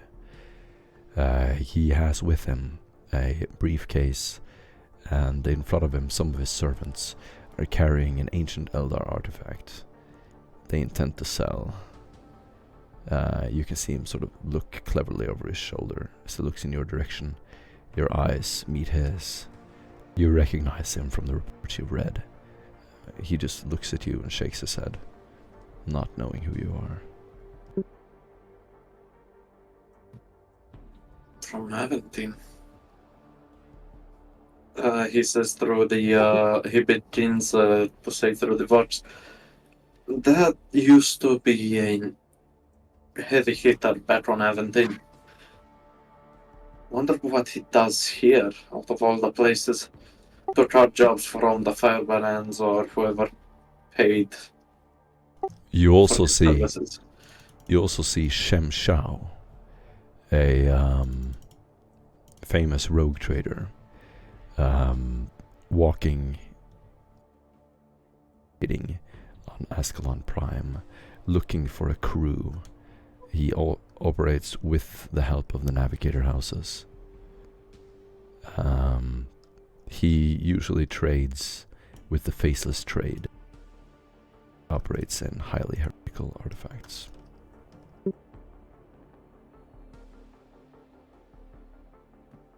All of the people we investigated from way back when are all present here. Some of them were used, some of them got used by them. It's interesting how Well, everything comes back, doesn't it? Oh, it can be. It'll be good. I could think to note in the report. After. I'm more interested. If we see these exits and entrances, I think I remember how they... The auctioneer will yell, "Let the feast begin!" And you hear a loud gong, and people start streaming up towards the stands. There are various tables. You will see Shem Shao and the rest walk up, and various very rare items and weapons are laid out on the market. If any of you would like to bid on up to unique items, including alien items,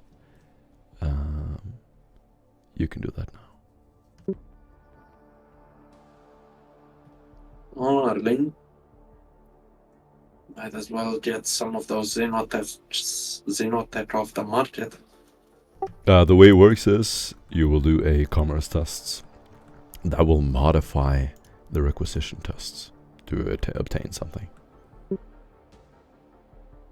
If you had something in mind. I think it's best we don't draw attention to ourselves. We just pass the road trader, actually. If anything, we would attract a little more attention by not bidding. Arlen looks around a little nervously. Yes, Shabbos. You're right. It would make sense if we clear the way for the rogue trader. At least it will look good. As you walk among the stands, you will see an Inferno pistol, a legendary weapon that you've only heard legends of previously. Graviton guns, famously used by the Emed-Useli guard. Abyssal charges, storm bolters.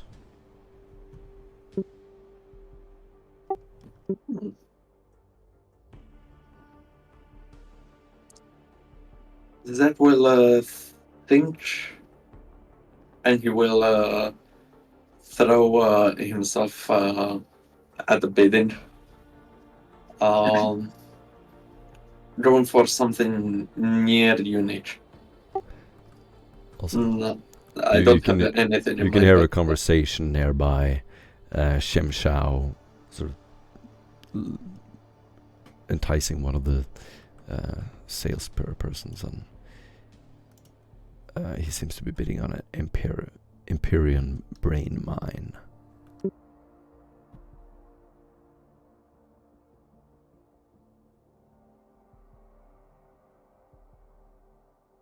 You also see various drugs laid out. Everything you can imagine. Friends on sacred unguents, detox, slot.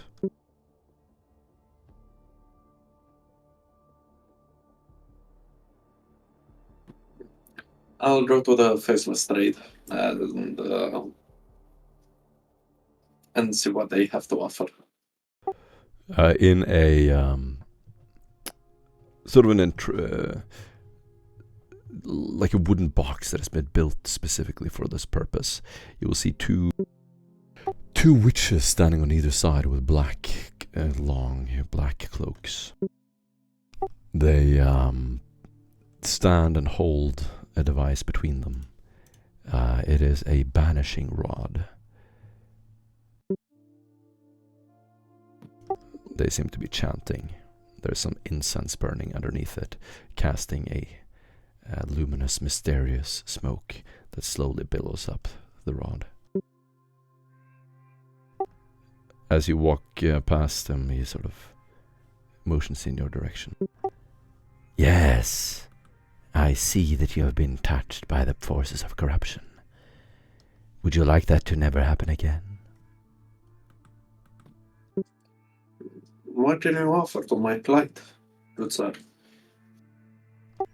This is both the warding and blessing of the ecclesiarchy, as well as the bane of the forces of chaos. Let's just say you will never lose sleep again. This is quite intriguing. But this is something that I could afford, that's the question. You begin haggling. Do a or would you like to do a commerce test? Yes. All right. Ah, Remember, what are you bidding? everything you trade in the open, you lose subtlety for. Everything above rare, right? Yep.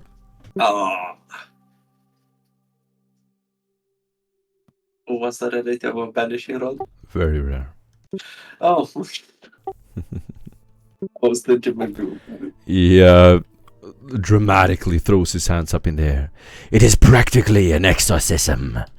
Bring out the forces of darkness, the forces of chaos. Perhaps in a loved one, perhaps your grandmother.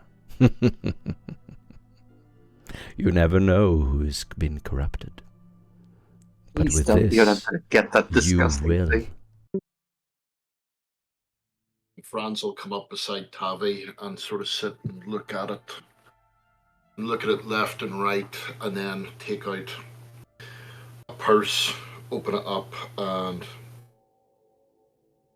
make a subtle sort of drop of the shoulders, tighten the purse up, and put it back in his pocket and walk off.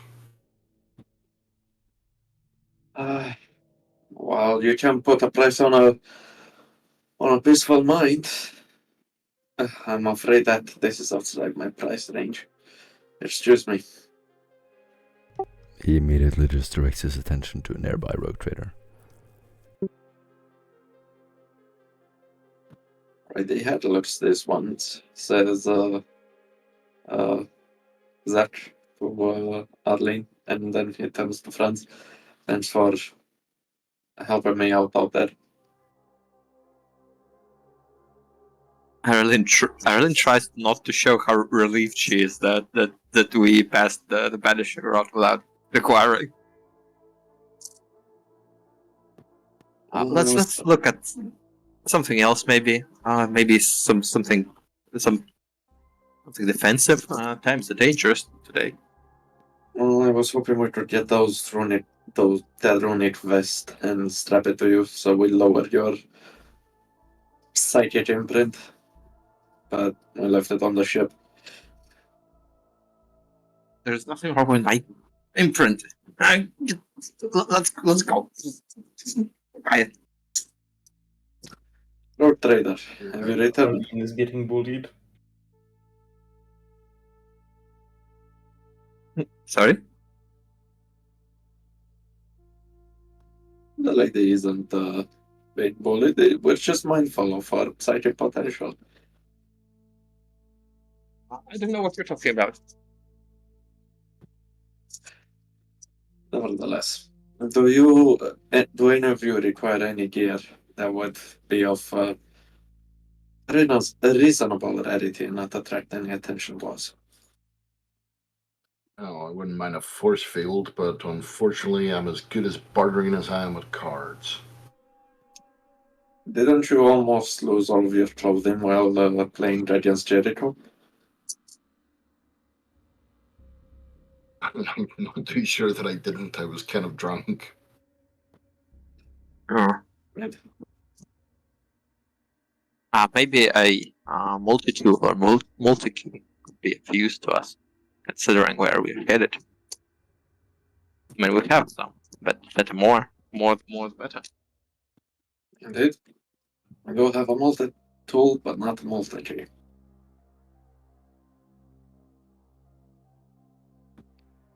As I go to one of The rogue trader was looking to buy slaves.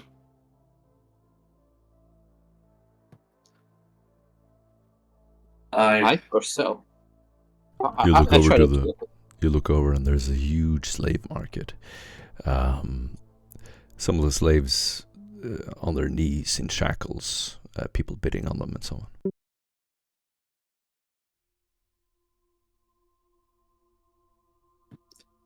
I would like to, Lady Adeline, with your blessing, I would like to ask around about the finer stock of the supply of slaves in this area. Mayhaps we can gain insight if they are locally sourced. As he gives a knowing smile. Oh, Ireland lowers her voice. She's both barely heard even by those closest. Suppose we also look into the stock and with troops of discuss. If there's a stock that is more troublesome, maybe they could be of some use. Either way, if we find out if the prison sells any unwanted slaves, maybe we have another vector of entry. Or another distraction. Slaves are usually already broken. I don't know, but they're used for labor that really shortens your lifespan. Yes, most of it.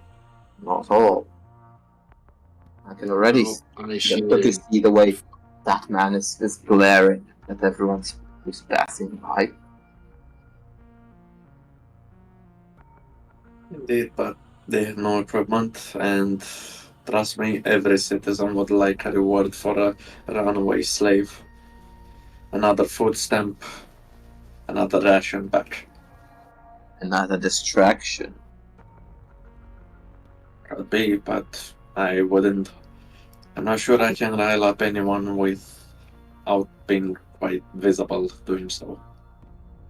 Yes, you're right. I was thinking about more along ways, providing someone means to create distraction once we're gone. But I'm not sure how to go about doing that. I need that, I'm afraid. Perhaps if we had a spare multi, yeah, we could do that. We could, and hopefully the person knows their stuff.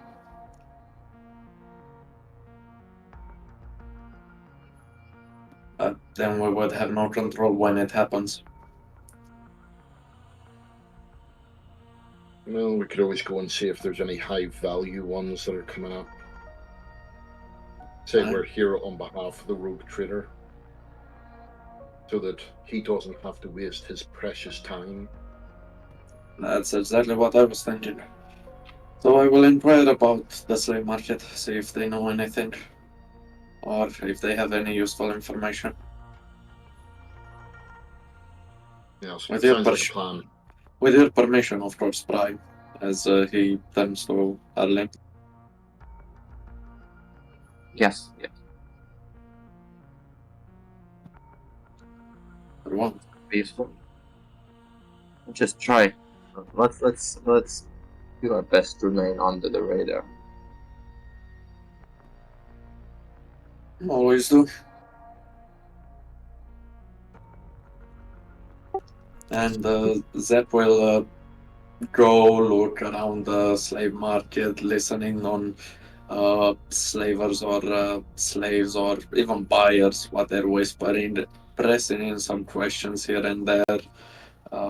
Commonplace, build a report, see if we can get the finger on the pulse, as it were. Nice.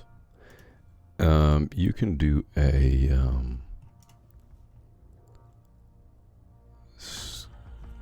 inquiry test. -10. It's gonna be flat for me. I can ask. No, I can't. I'm gonna reroll for free once with a selected group, and I'll select this group. Did you say you can assist? No, I can't. What is it? It was Inquiry. I succeeded with 2 additional.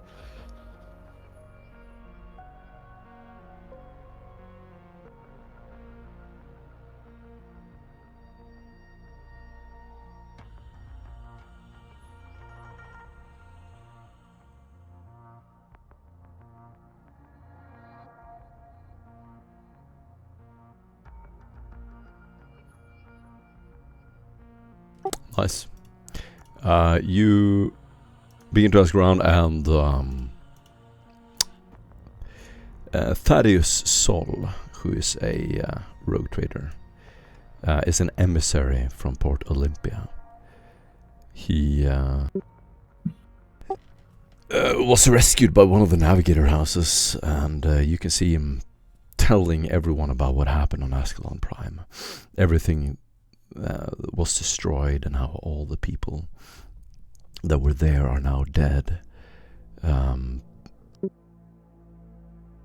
Thaddeus knows the cities of Port of Askellon Prime well, and as I said, Thaddeus Sol was an emissary from Port Olympia, but he was in Fort Charney assisting your predecessors, the Acolytes, in their mission. I think he answered some of your questions. He was evacuated along with the survivors of of one of the alien attacks on Port Olympia. And since then, those survivors have been sold into slavery. All the people in the slave market and on the stands here are survivors of the alien attacks on Port Olympia. And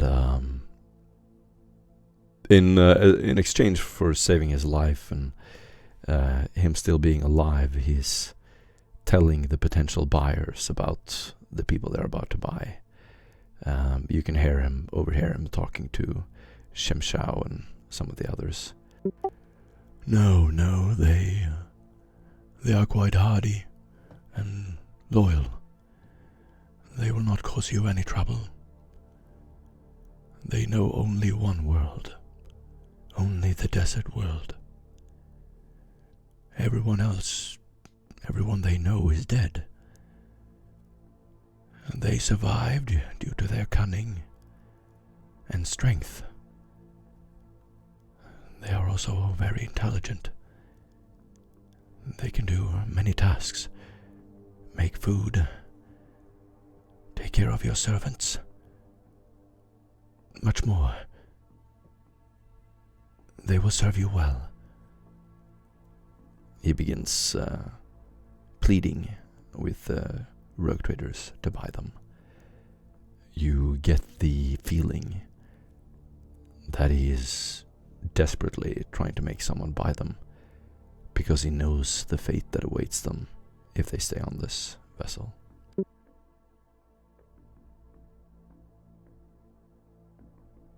He doesn't seem to take any enjoyment from it.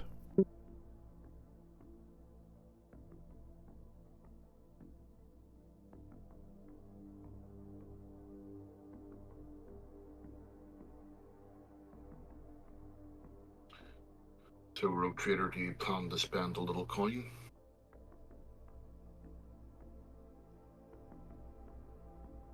More than that, that guy right there was a survivor from when we first landed. Back when it wasn't so technologically advanced, if you know what I mean. These savages in Emed-Useli behave more like raiders than navigator houses. Nevertheless, he's desperately trying to sell his tin. Emed-Useli has a history of toying with the bodies of those that remain in their custody for too long at a genetic level. Can they be trusted? They're desperate. Trust has nothing to do with it, Arlene. I do trust their desperation, if you're asking that. Would be logically, it would be good to make use of their desperation. Use it to perhaps create some kind of chaos. However, we will have to supply them with the necessary tools to do so, or at least the hope of them escaping. And our shuttle does not sport too much space, that's for sure. I hate to do that to them. You can at least get Remain some of them. here. Would be the right thing. Here. Whether it is the right thing or not matters little. If we can give them hope, they will act upon it.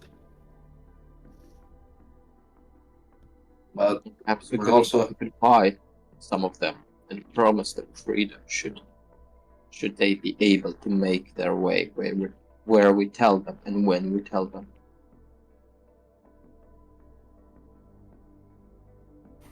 well, we can, but look at them. Kinda defeated. They're gonna need hardware to do something. Right now, probably best case scenario is they're gonna distract the guard before he decides to shoot them.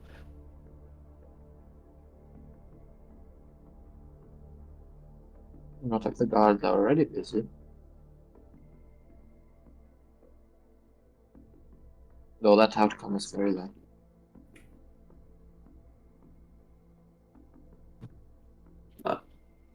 Zep's thinking to himself, what would Zep is thinking to himself, what would be the tactical advantage of using these individuals in desperation? Would be of any use as a good distraction?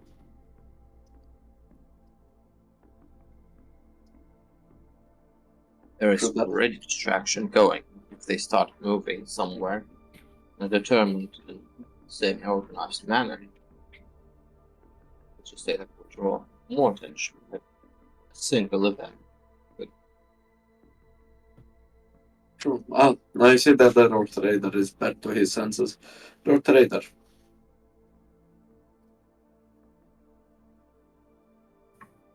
Yes. we're ready to go. We've Very been good. in the market while you were away. I Yes, see. we were. So you can clearly tell that the stock here is somewhat inferior to other locales, yes? Yes, that's a matter of perspective. We are a little familiar with some of the stock, you might say. The local Yes, I residents of suppose the you will. planet below is unfortunate, but it is what it is. Anyway, let's be on our way.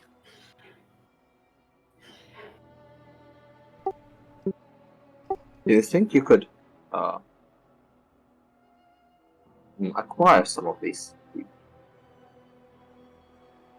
Would you have any place to place them? Even just for a time?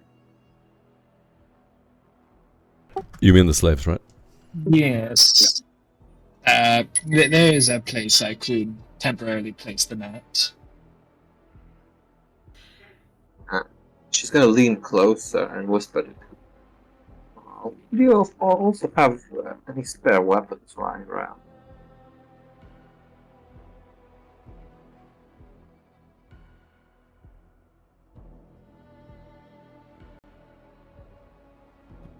Ah, blast. Well,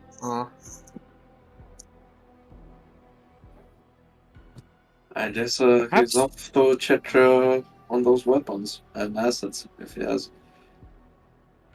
Yes, I think this is an opportunity there. Maybe, I hope there's a chance some of them will make it out this way. You realize what I'm thinking about, right? I mean, I do, but I wouldn't have my hopes too high.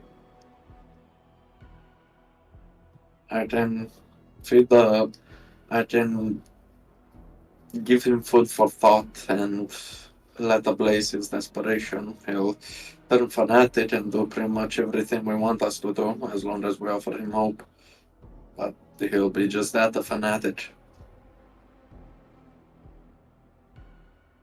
That may be enough for now. Our shuttle should be able to hold some people, and perhaps we can commandeer some of the others. Maybe we could save some of them. And well, we couldn't save all. I doubt all would make it anyway. You can see some of the slaves being gathered off in shackles and carried off by one of the rogue traders. Are there any groups of slaves that look angry or determined? Not broke. Oh yeah. There's a band of former miners that worked on the space station. A big burly man. He's asking the highest price for them. Oh, I think I see something that I something in the expression, man.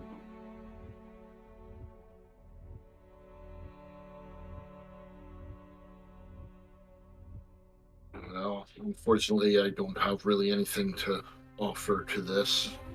I have 12 thrones, but that's not going to get us far. I think perhaps a signed check from Rogue Trader do some wonder.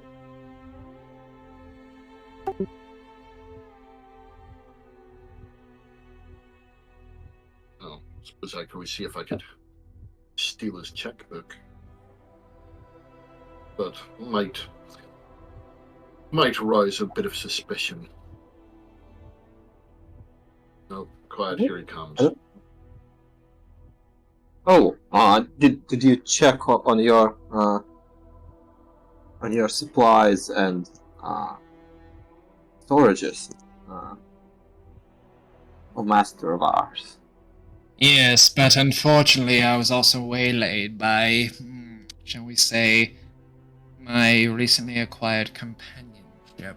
When you have my charm and vigor of these loins, there's very few things that keep the women coming after you. Arlen tries to glare at him, but reverse a little. He's trying to smile. Right. Shem Shao, standing next to you, will begin haggling over the expensive slaves.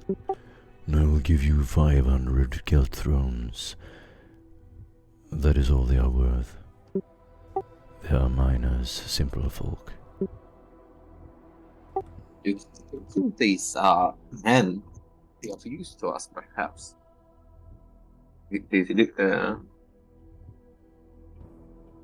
She's going to reposition herself in a way that stands on the opposite side from the other rogue trader. Hey, look. He just Quite notices you. determined. Takes a look over his shoulder. Did you speak to him? No, she's going to pretend she doesn't notice it. Okay.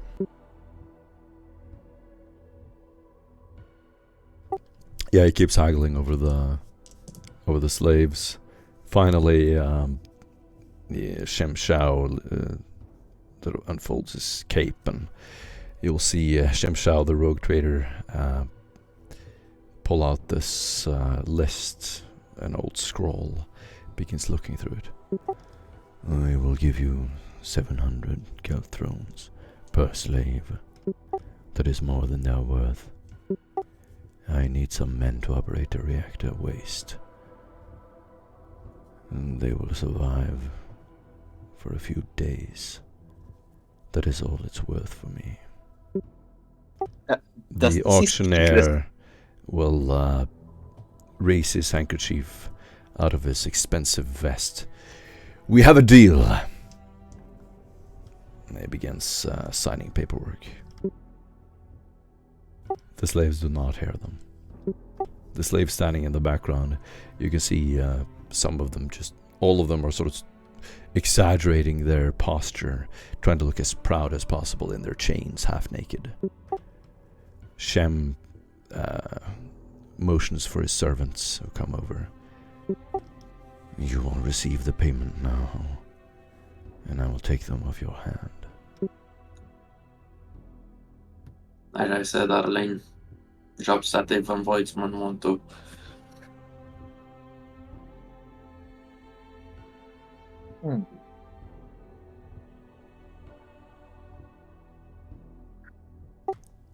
Thaddeus walks to Shem. You can see him sort of pleading. They can do much more. Just let them do something important. They are very crafty. Shem sort of dismisses him. Get this man out of my sight. Finally, you will see the slaves sort of stumble off towards Shem Shao's retinue.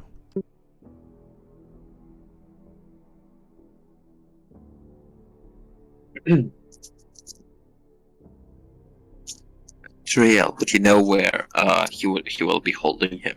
That's the slaves.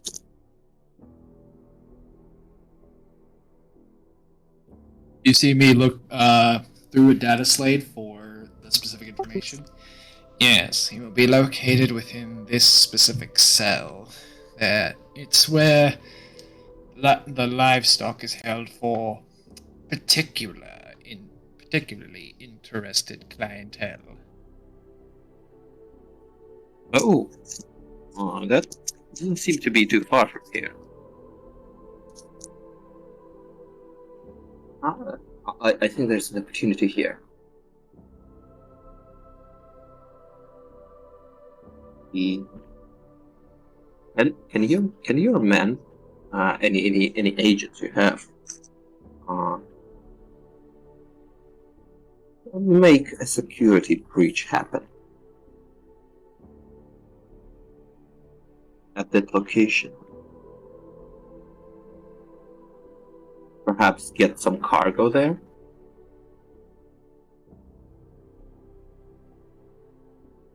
If the gods You were... see, you see Trill just kind of look at him with just a blank face, and then he just looks off to the side where there's a small group of what appears to be thugs. Just walks over.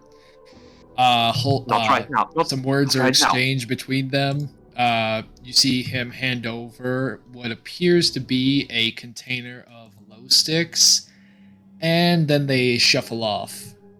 And then a few minutes later, you hear very loud banging, some shots fired, an explosion or two, and yeah.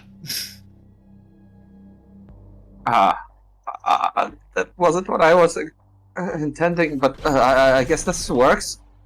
Maybe we should move away from here really fast. And yet it's more subtle than your entrance to this station. You see someone rolling backwards out of a room. The door breaks open, smokes billows out. The man falls backward and a couple of hand cannons goes off. Huge explosion, he's finally shot in the chest. It just falls back in a splatter of blood. Guards start running over to the room. And with that, Franz will use his hand to push the rogue trader in the opposite direction, the direction we wanted to go. And the rogue trader, as our soul, will actually feel that that was a little bit harder than was necessary.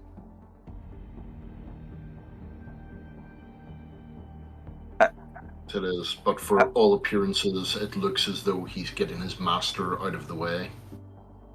Awesome. You get an inspiration point. You will see guards start to rush down to the lower level of the trade, of the markets. Shem Shao's cabin has been assaulted. A couple of shots have been fired at the doors. You'll see the slaves sort of standing confused as the people who were guiding them have run to cover.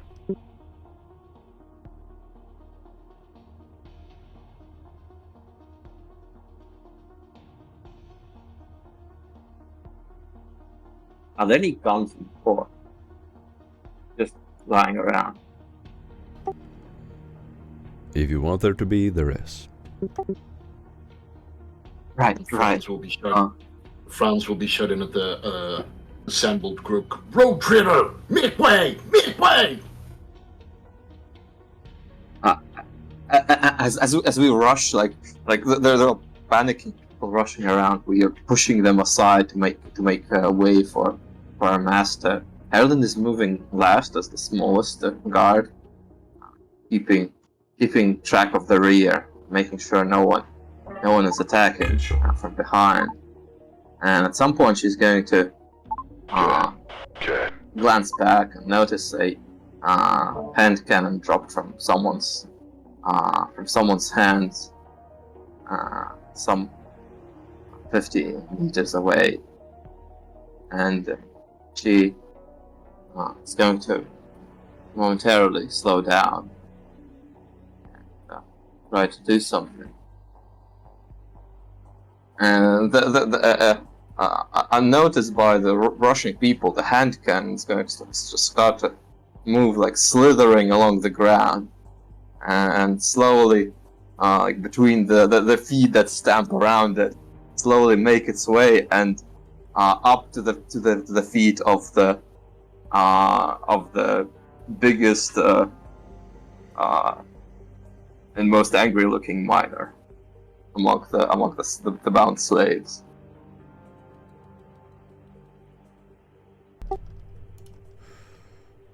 He looks down and immediately picks it up. In fact, he dives for it, picks it up, and you see the men shackled to each other begin sort of slowly creeping their way into the shadows. He will just put it to full auto and just start blasting. Does he break the chains with it? No. Or No. He tries to just kill shoots the at them? guards. He starts shooting at the guards immediately. Shem Shao's guards to the left and right. He's going to hit one of them and cripple him. You can see one of Shem Shao's guards immediately gets hit in the leg, not expecting it. The men immediately start running for cover. And a full gun battle will commence. Well, if we wanted to get deeper in the city, now is a good time. Let's move. Combat has begun. Well, Oh, we're ready. Oh, okay. wait, we're entering combat? Yeah, you're in combat. I guess so. You could choose to participate or not. Uh, That's up to you. No. We're moving away. This is not our problem. Sort of leverage Yes, this to get the commoner clowns asked me to provide a distraction, and that distraction is being provided. So let's stay the fuck out of the distraction. You just Yeah, see let's- this light show of las guns, autocannons going off. The entire room is just lighting up. It looks almost like fireworks. Everything starts exploding. Saracen guards start shooting at Shem's men, and people are just dropping left and right.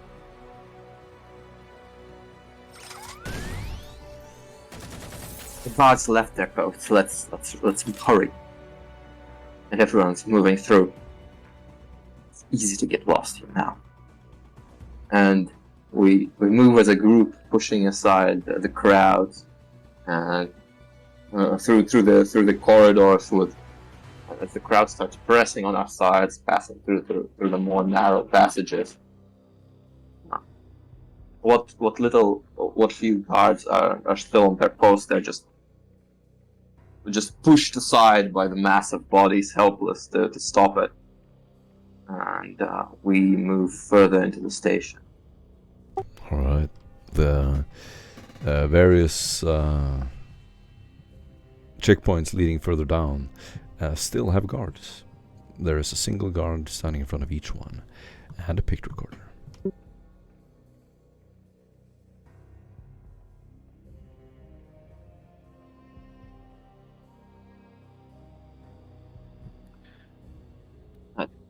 I just knew this directly take care of that guard. I can take care of that picture recorder. We passed the first. It's a good first. thing that I have a signal jammer in play as I pull out my signal jammer. Also. Seriously, are all of you simple bumbling idiots, or did Lord Inquisitor Taish only find brain damaged morons to serve him? I find it hard that money is considered a skill, not a trader. If it were so, you would be the most talented one of us all. Yes, not to mention the other skills that are required to gain and hold that money. You fool, you think being a rogue traitor is so easy? Do you know how many rivals have come after my skull? After all, as I pull out a splinter pistol from a hidden holster, even these knife-eared fucking bastards have tried to take my skull, and I have a little trophy from the one that failed. One can only wonder whether the ranch comes with the attitude, Road Trader. I wonder why there are so many. Yes, well, going at after least you. I'm competent at my job, unlike the rest of you. Well, perhaps with the exception of your leader, Jericho. I'll have to discuss with you that at a later date. Anyway, start off the signal jammer. Can you get us? Sit on. So skilled rogue trader. Can you get us past these checkpoints without trouble? What the hell do you think I've been doing? You fuckers are the one that put me on a clock. I could have had some time to prepare a proper infiltration, and none would have been the wiser, but you said I had to get something in play in the next hour. Yes. And if the Emperor was here with us, he would solve all our problems with a snap of his finger. But that's not the case, is it? No, you only have me and my efforts to root out this little heretical bastard, but excuse me if I didn't flash my arse all over the station like the rest of you did. 5 minutes stepping off of your vessel. Then the Emperor, he has sent us his savior. Get an inspiration point, Tyrell.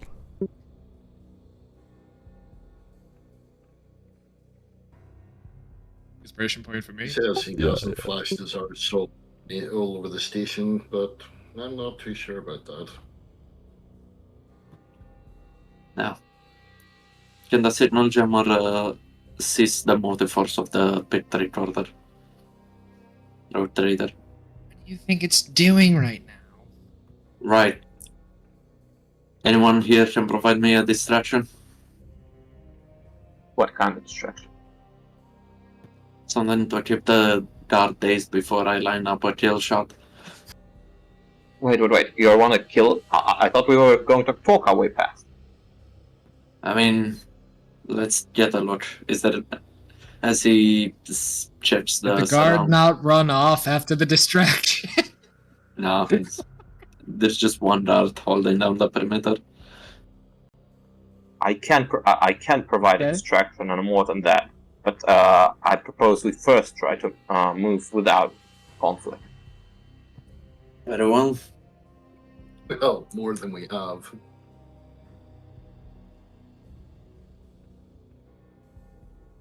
Can you talk our way?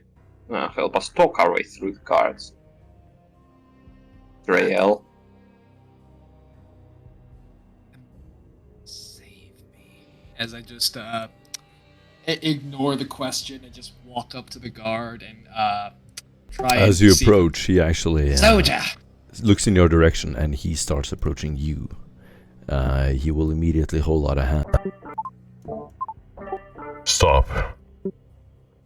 You were involved in a gunfire. Yes, guard. I was attacked. Do you not expect a Lord Rogue Trader to defend himself? I don't know about you, but I am not in any way suicidal. I have ambitions and plans to achieve, while your only ambition is to stand here, guard this pen for your master's property, and invite his buyer, me! Wait here while I call the troopers. As I... hold up. He begins accessing Can I his... use it? Can I use it? He begins accessing Can I use his it to deceive microbead. on him? Yeah, but he begins reaching for his microbead, and he's calling for reinforcements. Unless you stop. Unless you stop him. Yeah. I'm gonna pull a quick draw from my splinter pistol. As a free action, the character may draw and ready a pistol or basic weapon or one-handed melee weapon. I'm gonna use that for my splinter pistol. Yep. Same. I haven't have time for this. Pulls it out. Fires at him. Okay. Would that be hit for the splinter pistol? Yep. Yes, you press the hit. Does it have several firing modes? What's up? Yeah, Does it has so it's single fire, semi, and then fully auto. Can your gun do full auto? No, it cannot, but it can do semi with 3 shots. No. Press the So would hit I button. Select okay. half aim as you quick draw, so you would have time to aim. Then what's the distance? Let's say point blank. Yeah, Without you're about the point fact blank I'm with this right in guy. front of him. Yeah, he walked right up to your face. What's up? Yeah, at the rate of fire, select semi-auto. If you want to fire on semi-automatic, I would recommend it. Any modifier for it, or just leave it at 0? No. Isn't point blank 30? Plus 30? No, that's already incorporated. It's already Ooh, wait, added. Ah, How the fuck did I? why is the skill 28? Skill 28, no, that's wrong. That's You've typed it in as a Oh melee wait, weapon. what? That's a hit. That's a hit. Oh wait, In should be fact, it is a ranged. hit to the. That's a hit to the. Help me out, Tally. 78. That's the right leg. Okay, thank God. Right, like. wait, yeah, because I've expert upgrade for that, so I have plus 25 to my ballistic skill. What the fuck? So that's. Oh gonna wait, do be I have to a- add that manually for the input? No. No, you added it. Take to this the- after the game, please. Yeah. So, you shoot him in the right leg. You see his leg twitching back, blood spurts out. His armor fractures open. Roll for damage.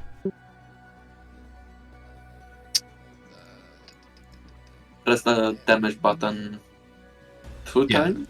Oh, 3 times. So that's damage Rolling 3, for toxic, penetration 3. failure, and failure. So that's another D10 with both of those. I can add them for you. Wait, but my 9 and 1. wait, but so my 19, ballistic 3. skill should be No. Take that after the game, please. well. So we'll do 9 it and after that. 19, 3, and 9 and 3. So you shoot his right leg, it bursts open. He starts screaming, falls down on his leg. The leg is completely broken.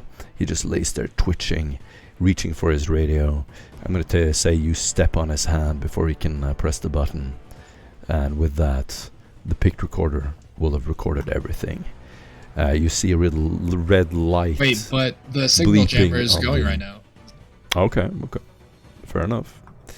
Yeah, no, then you will put your foot on his hand and execute him.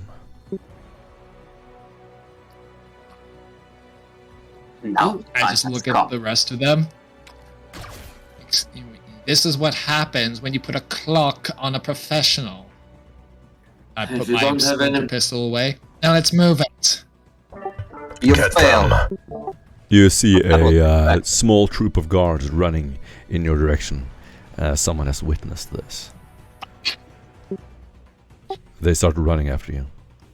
Well, off to the races, gentlemen. Go. Do you run in? Guarding a door. Are they Do you from run within into the or from checkpoint? the outside? Yeah. Okay, running into the station itself. You will begin running down the corridors, flickering lumen all around you. Any of you can do a navigate surface test. Minus 20. Mine is bad. Anyone here that navigate surface? Good. So you're running. You can hear Yes, I you do. can hear loudspeakers yelling the identity of some people that are on the loose. And Thrill, I want you to do a stealth test. Or actually, no. Do a deceive test for me, please. So that's a success. That's a success with flat. Sick. Do I add my, or is the plus 30 automatically added? Plus 30 from what? No, you have to add the plus 30. Nice. Because it's expert deceive. Okay, beautiful. So, you're so good at bribing and deceiving the guards that your name, even though you are suspected or disappeared, no one knows where you are, your name is never called. You keep listening for the description, and they just mention 5 men have assaulted one of the guards and is running into the compound. They do not have a visual description of you yet. You still have a little bit of subtlety left as you begin running. With your knowledge of this space station, you know that leading further down, you would be able to find their laboratories, their inner sanctum and private chambers of the house themselves. The prisons are closely guarded and of course nowhere to be found on the schematics.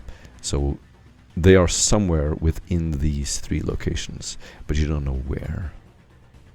So you can go to their mutant laboratories where they basically work on their DNA, perfecting their DNA. You can go to their inner sanctum where they have the Novator and the Psyker elites and the various security commanders live, or you can go to the private chambers, the upper apex of the Novator himself. It is up to you where you want to start moving. I would suggest a laboratory. Yes, agreed. Okay. Arlene, can you see the sign?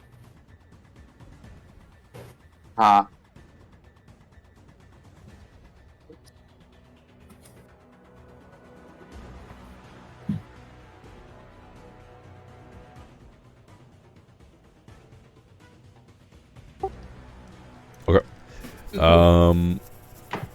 To the laboratories it is. Awesome. So you're going to be running down the hallways. You will pass some menial workers who definitely do not expect you. What do you do with them? Tech priests, servitors, menials. Oh, are there groups or like Just keep single running. one? Yeah, you see like a couple of tech priests working on a cogitator. Wherever there is a single one, I'm going to try and erase his memory so fast. Cool. This thing has a range, so I can do it like after we pass. Yeah, so they just look in your direction when you approach. Like when we're already like far away and it isn't obvious where we're going, just look back before turning the corner and just erase their memory for the last. Well, it's gonna be over an hour. This tower. Cool. Okay, you keep running, trying to find the laboratories, and I want all of you to do a stealth test, please. You keep running past various officios and guard stations. Everyone will receive a plus 30 from the sound muffler that Zach has activated. Other than that, that's it.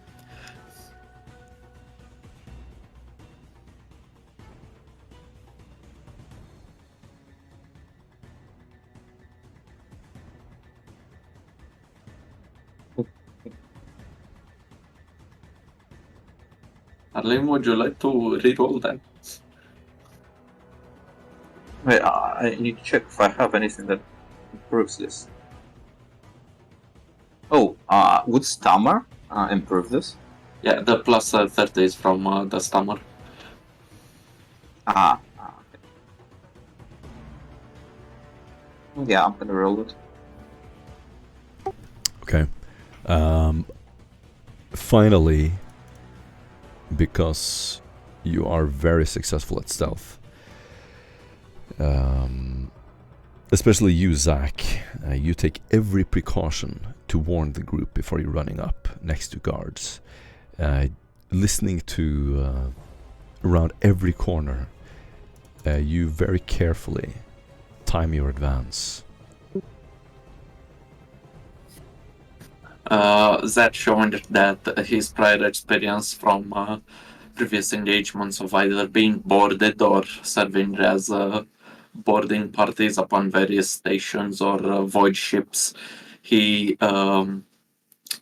reconnaissance ahead of the team as they establish a route, as he leaves not fluorescent, invisible ink marks on the walls as he instructs people to use blue light stab lights to discern his markings, and edges pointing that the route ahead is guarded, and a V on an intersection to show which way to go forward. Using so, combined with the skills owned by the acolytes for stealth and recon, they managed to avoid the guards. Awesome. As you get closer, the very high-tech corridors shift to a more organic feel. Occasionally, you will spot a room that is just dimly lit, bubbling vats, horrible creations, shifting around quickly and twitching inside of these vats. You will even hear distant moans, horrible shrieks. You pass the various doors looking in for anything that looks like a prison. Nothing so far. As you descend down some stairs, a long line, assembly line of various creatures that look like a blend of man and machine begin appearing, deeply heretical and absolutely vile. You just stand there for a little while looking at these machines, sort of rolling these creatures back and forth, and suddenly you hear a shriek, and all of you can do willpower tests. Is this in relation to fear? Yeah, yes. -2. -20, fair. So -20 willpower test for everyone. I'm jaded, so I ignore mundane horrors. It's not mundane, it's fear too. What? It's a fear 2 rating. Mundane is fear 1. Oh, gotcha. Okay. This So is already -20? stepping into supernatural. Unnatural. Oh, -10. Fuck.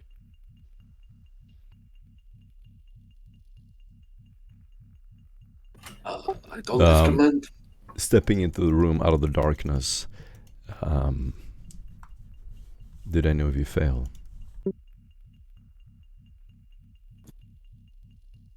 I did. Sorry, I was away. What? Okay, so Is it in the room, minor? you will see a couple of shambling mutants step into the room, and then 2 psychers run into the room. You hear some shrieking coming from the Yeah, mutants. sorry, minute. They start running in your direction, and everybody roll initiative. So if he has Everybody cheated, roll for initiative. -20 willpower. I will read out the results. So, Thrill Grizzle, do a -40 on a D100, please. Or D100 plus 40. Minus. Oh. Sorry, I meant a D100 plus 40. Oh, it's a D100 plus 40? Mm-hmm.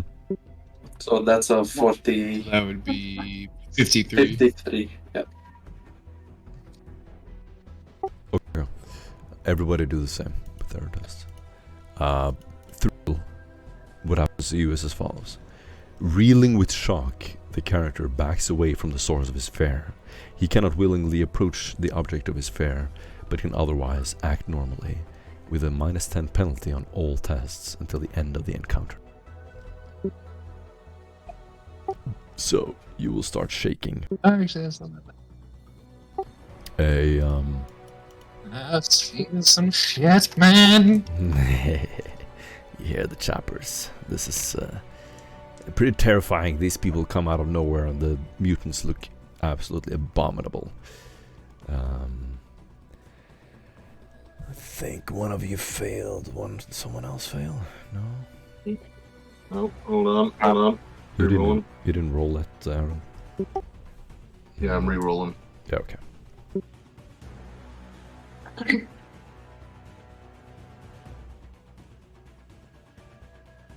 Success with 2. Ooh, nice. Alrighty. All of you are fine, and you spot these mutants coming around the corner. What do you do? That says, "All right, split the voids with your oars, men." As he hits the side of his backpack as the autocannon unfolds. As he takes aim to one of the witches and unleashes a barrage. Nice. Aradin snarls mutant and starts doing some weird passes with his hands. There's suddenly a smell of smoke that everyone feels. There's no fire or smoke visible.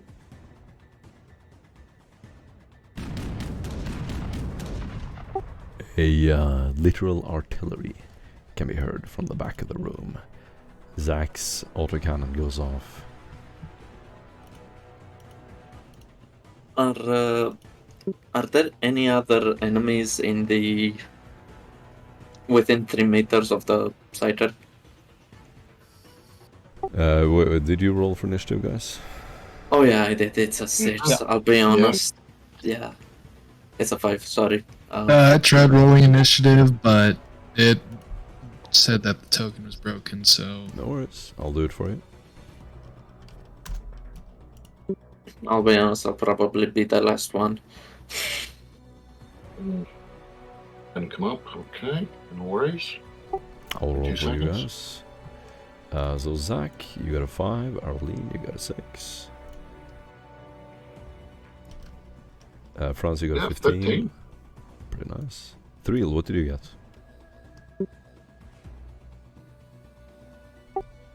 Thrill. I can't hear you, Thrill. I'm gonna roll for you. Like I said, I'm not... You have rolled. Okay, I'm gonna give you 13. Beloir. I am unable to select my token. Okay. There you go. You have a 9. Just gonna give you that. There you go. Yes. Go ahead, Franz. Okay, so Franz, seeing the witch come round the corner, is going to take out his plasma pistol. He's going to level it at him and take 1 shot with the plasma pistol. He hits him with 10 additional degrees.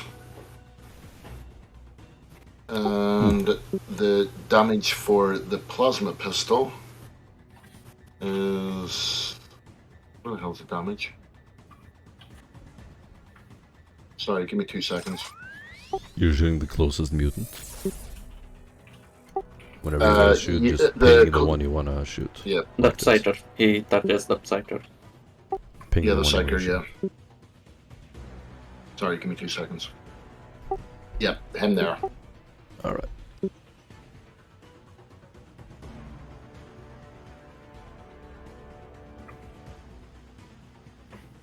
Beautiful.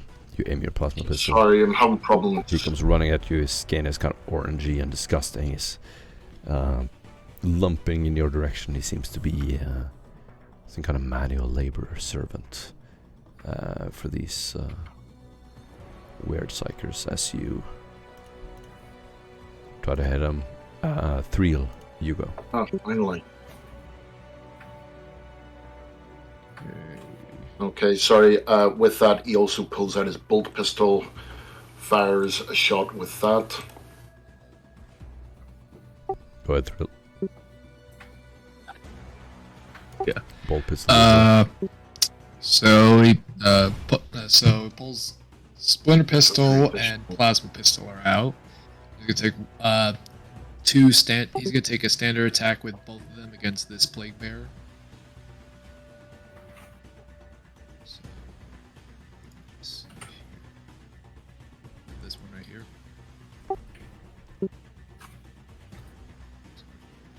Take 2 Okay, so- this one. Let's see. Yeah, I got it noted down. Yeah, okay, I cool. got it. I got it. Beautiful. You shoot him in the leg. Twice. So it's 10, 10 4, 10, Yeah. And 12, 10 4. Yeah. We got it. His leg is not doing well. Thriel, your microphone is really low. Can you hear me? Hello? Now Hello? I can hear you. Now I can hear you. Okay. So I take a standard attack against this plague bear right here with my plasma pistol and my splinter pistol. So, aim, submit. Would that be standard range or long range? Standard range. They're all within 30 meters. So the room is like 50 by 50 Fire. meters. And these guys are pretty much ambushing you, having sensed your movements. Okay, so why is it Okay, we will skip your turn shit? Because temporarily, I've and then just ask in the chat, and the mutant will attack you, Franz. Attacking in melee range. What do you do? Dodge. And failure with 1. So I'm going to use a fate point and try it again. Got it. Got it.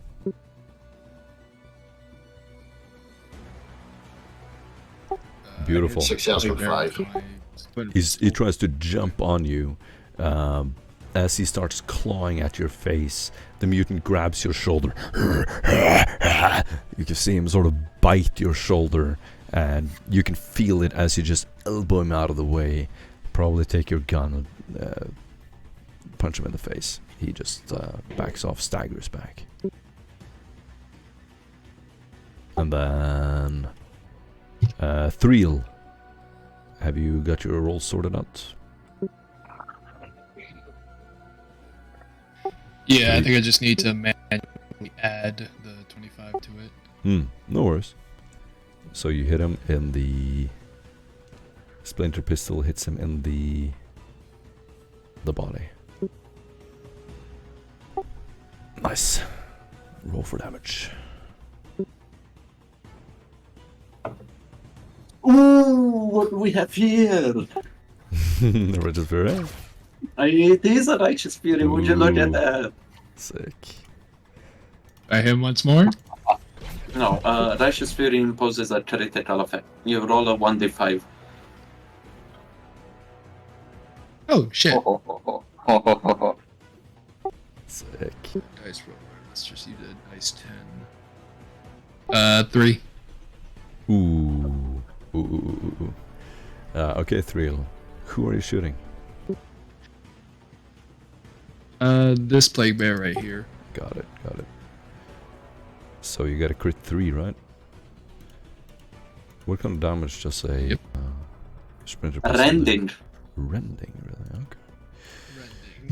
Rending of all things. That's gonna be a leg shot, is it? Body shot. The attack rips a large patch of skin from the target's torso, leaving him in a gasp of pain. The target is stunned for 1 round and must make a challenging toughness test, which he succeeds. However, he is stunned for 1 round. Well done. Beloir. Well, Belial's gonna pull out his las gun and try to hit the mutant that was mounting France.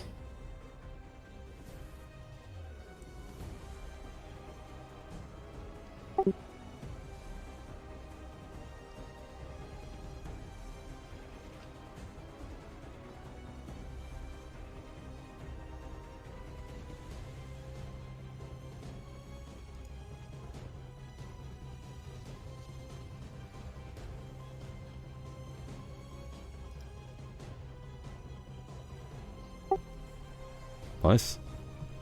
That's it to the right leg, I think.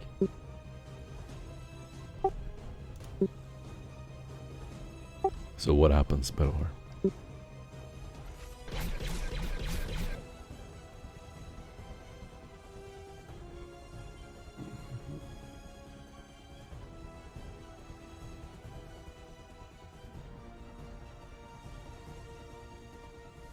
Okay, I'm gonna say that's your round then.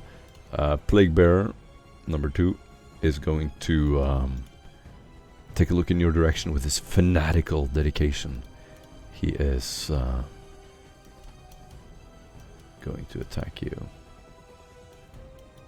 Have you made any attempts to hide the fact that you're a psyker, Arlene? I mean, she's running at 1 passive psychic power, but other than that, she's just wearing her disguise. Nice. Okay. Then the Plague Bearer will he will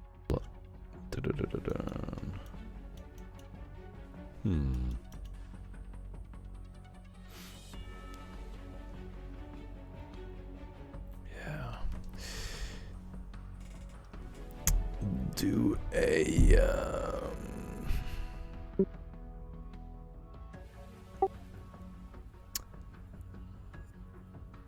okay, I'm gonna do a test. Suddenly you see the area around the Plague Bearer begin to shift. Lightning erupts from the ground. You hear a huge thunder, and he holds out his hand, and these little flickering lights begin to erupt from his hands.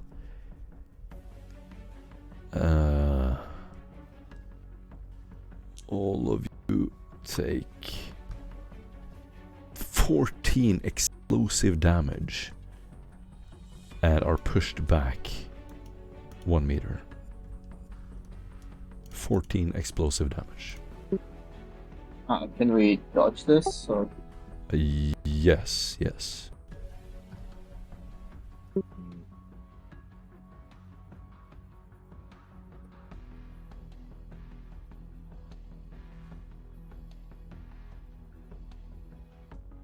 Oh, right. This is basically a...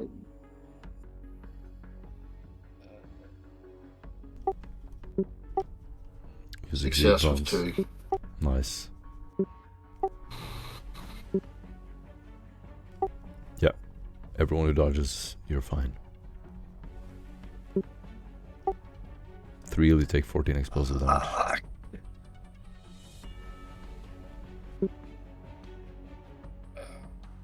You feel this lightning coursing through your body, almost like it's burning from within. You try to step back, but you feel like you're stuck, or almost like your feet are stuck. The mutant is going to start charging you, Belor. Do you want to dodge? Yes. Okay. He is running at your chest. Gonna try to grab your torso and basically bite you in the nipple.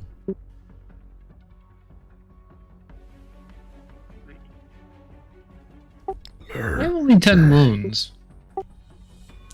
Hmm? I only have 10 wounds. You decrease your wounds. It's like the amount of wounds you can take before entering critical. I You know have it. 9 soak, so you ignore 9 of the damage. So to begin with, you remove 9. That means that you take 6 total damage, and then you have 10. So you have 4 wounds left. Actually, it's 5. You said 14 damage.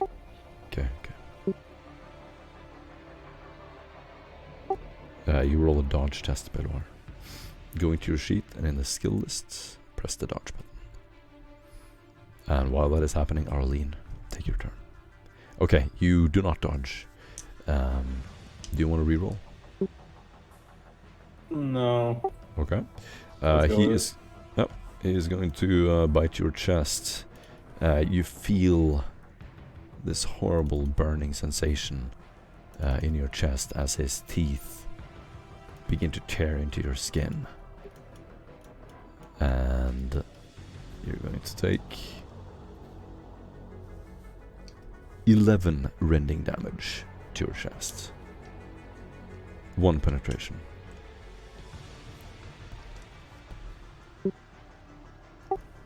Are you good with how you apply that damage? Yes, I think. Okay. Then you take another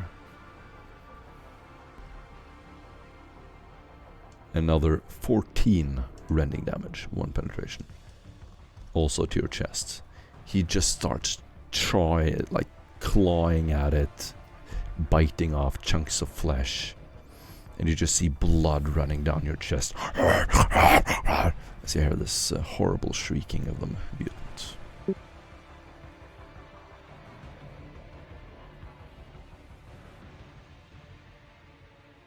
All of you can see Belwar now a bloody mess. Some of his pieces of his armor is off, and there's just blood billowing out of his chest. Arlene. Are any of them standing closer than 7 meters together? Yeah, this plague bearer and this mutant are pretty close. I'm going to centered on this plague bear and getting like danger close to Belloar. A sphere of fire, so called, but it's almost white, forms out of nowhere. Wait, yeah, it does form. And Belloar would be able to feel the heat on his face, on his wounds, where the blood suddenly, the blood that already spilled, suddenly dries in a split second, and those inside of it, if they fail to dodge, those two are gonna take 34. Beautiful. The mutant actually succeeds his dodge. Oh my god. I'm totally honest. They roll 3 and 2 to their dodge. Lol. That's insane. Wait, can Plague Bear jump out of it? Because this thing has, depending on how close he's standing to the... So I'm gonna say they stand within 3 meters of you, or within 3 meters of each other as well. So pretty close. Yeah. Wait. Isn't he stunned? Yeah. Oh yeah. He can't dodge. So what's the radius of this thing? 7. 7 meters. No, it's gonna hit everyone. So I'm trying not to hit my allies. Like just. Okay, so it hits friendlies. Then this guy's gonna step to the side and dodge it. This guy will not. So 34 damage. Yeah. No penetration. The plague bear. What happens to him? Well, when he disappears behind the sphere of fire, and when it dissipates, there are like some charred bones that are barely recognizable as bones. They're like half melted into the bubbling metal of the floor. Awesome. Zach. Zach aims his autocannon as it levels it. As he levels it, he chambers the first shell in and unleashes a torrent of a three-round burst towards this plague bearer. Don't know if you see him. Does he dodge? Oh, it does not. A shame. Damage is as following: 25 penetration 6 to the chest. Oof. Yeah, no, that hits. 26 penetration 6. And lastly 24 penetration 6. All three to the chest. Damn. I'll be honest, I don't think he survives. Well, the thing is, he has a shield. Ah, lucky. The shield will. You're dual wielding, right? No. Oof. It's an autocannon. I can't hold two of them in my hand. Damn, dude. Unfortunate. The shield actually succeeds. And even though they were insanely strong attacks, you'll just see these shells fly off as they hit him. Explosions go off. But a personal shield he's carrying will deflect them. So the first shot, which is a tracer, just you see this greenish white luminescent round going towards the plate bearer, and mid-flight it just suddenly switches direction, entering in one of those holding vats, getting the creature. It gets destroyed, and the creature on the ground squeals in agony before it dies on the ground. The last two shots are held midair as the field crushes the lead shells before dropping it on the ground. Awesome. You get an inspiration point. France. So Rickard, being pushed back a meter, takes out the plasma pistol, aims at the leg that he fired at beforehand, and using an inescapable attack hits with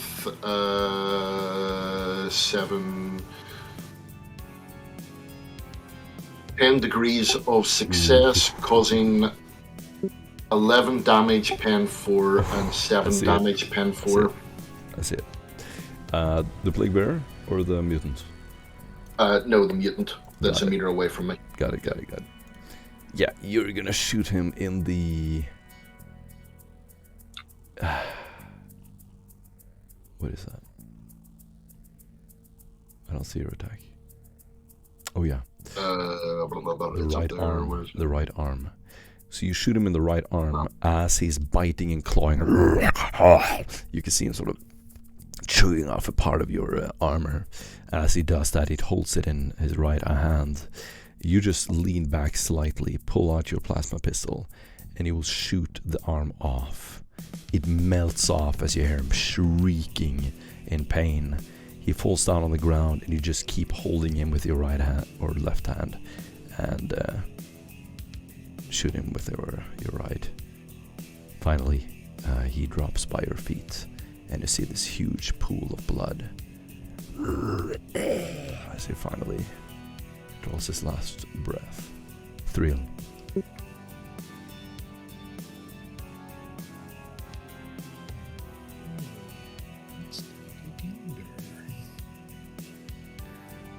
have one mutant and the other plague bearer. Well, since I target selection, I'm gonna fire again with my plasma pistol and my splinter pistol. Plasma pistol at long range against the plague bearer, and splinter pistol at point blank since the means up in my face. So Both are gonna try to dodge. Failure and failure. Both fail. The personal shield does not activate.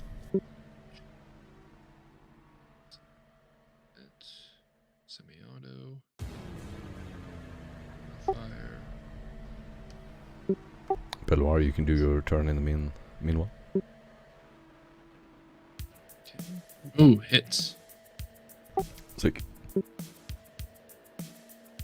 the first one hits. Let's check to see if the splinter pistol hits. Point blank. Standards at me. Both hit. Yeah, that hits. So both of them are body shots. So plasma first. 24 damage with the plasma pistol.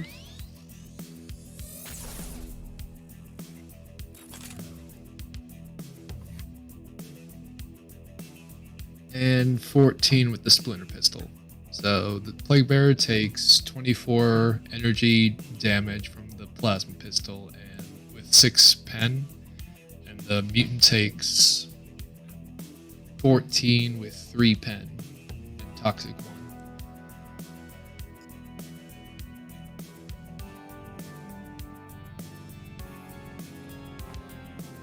1. Beautiful. Plague Bearer is badly bloodied. You feel free to describe it if you want. Mutant is still alive. So does that take anything off of him? Indeed it does.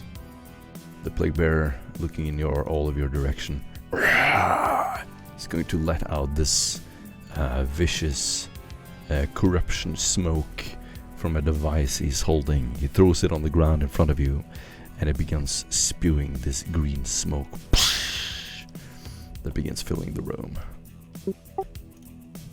The mutant begins delighting at the sight of the smoke. And he runs over to you, Threel, and bites into your flesh. Would you like to dodge? Yes, I would. Very much like to dodge. The appropriate response to this question is indeed yes.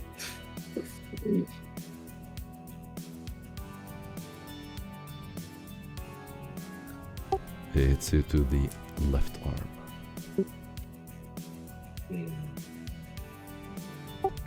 No dodge. Fate point that shit. I think you have an inspiration point. Yeah, Unless you you- have all the inspiration Oh, instead yeah. of. I mean, inspiration. Isn't your touch kinda low though? Hold on, let me. Oh! Ooh, nice. Dodges. What do you do to dodge this? As I'm just as he's rushing me, this is when I'm firing my splinter pistol at him. I'm just like, he's his momentum carries him past me as I just kind of walk to the side as I'm firing at both of them. Very like that Black Ops trailer for Call of Duty where you just got firing 2 pistols to his side. It's just like plasma pistol at the Plague Bearer, and then he turns his attention to the mutant, and as it's charging him, he just casually walks to the side and watches as it barrels past him as he's firing in its ass. Nice. Yeah, he's gonna barrel past you. You just elbow him out of the way. And Aroline, it is your turn. How far is the device from everyone?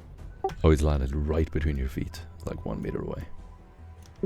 Oh, Aroline is gonna extend her palm towards, she's backtracking from the smoke, and as she goes, she's gonna extend her hand towards the device. As she does that, there's like blindingly bright beam of light that connects her hand with the device for a brief moment, and she's going to do 30 damage with, I think it was 21 or something like that, with a lot of penetration to the device. You're gonna destroy it? Yeah. Okay. Not to destroy it, like The smoke. this is basically a melta blast, but like on steroids. Okay. Just like The smoke is gonna stop spreading as the device sort of crumbles into nothing, and yeah. And 3 Gzu. You need to do a willpower test. You get a -20 on this. Who? 3 Griel and Arlene. -20 willpower.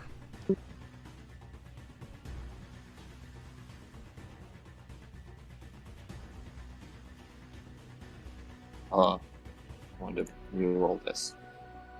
Yeah. Wait, is this a psychic influence? No. 3 Griel, you need to do the same thing.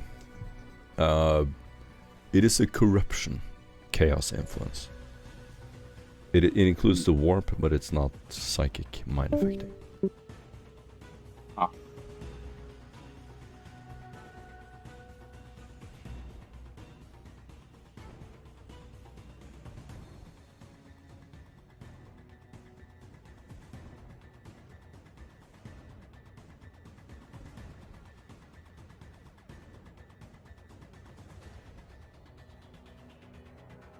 I fail by a lot, by 5. Oof, oof, oof, oof.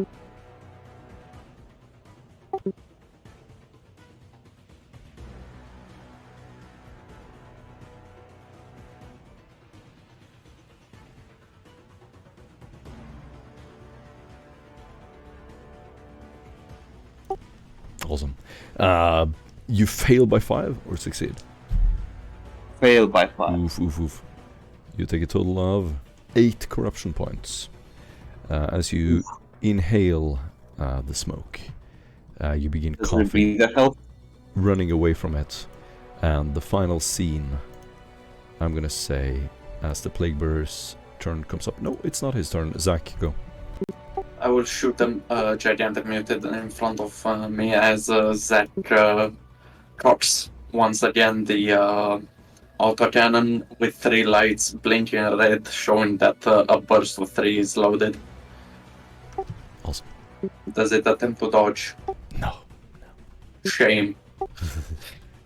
In order. Righteous Fury, 27, 10, 6. I still got 3 more, I mean. Fucking autocannon. Jeez. Oh, this is so silly. You had a complaint about not having heavy weapons, so I got a heavy weapon for my heavy weapon, right? It's good. It's good.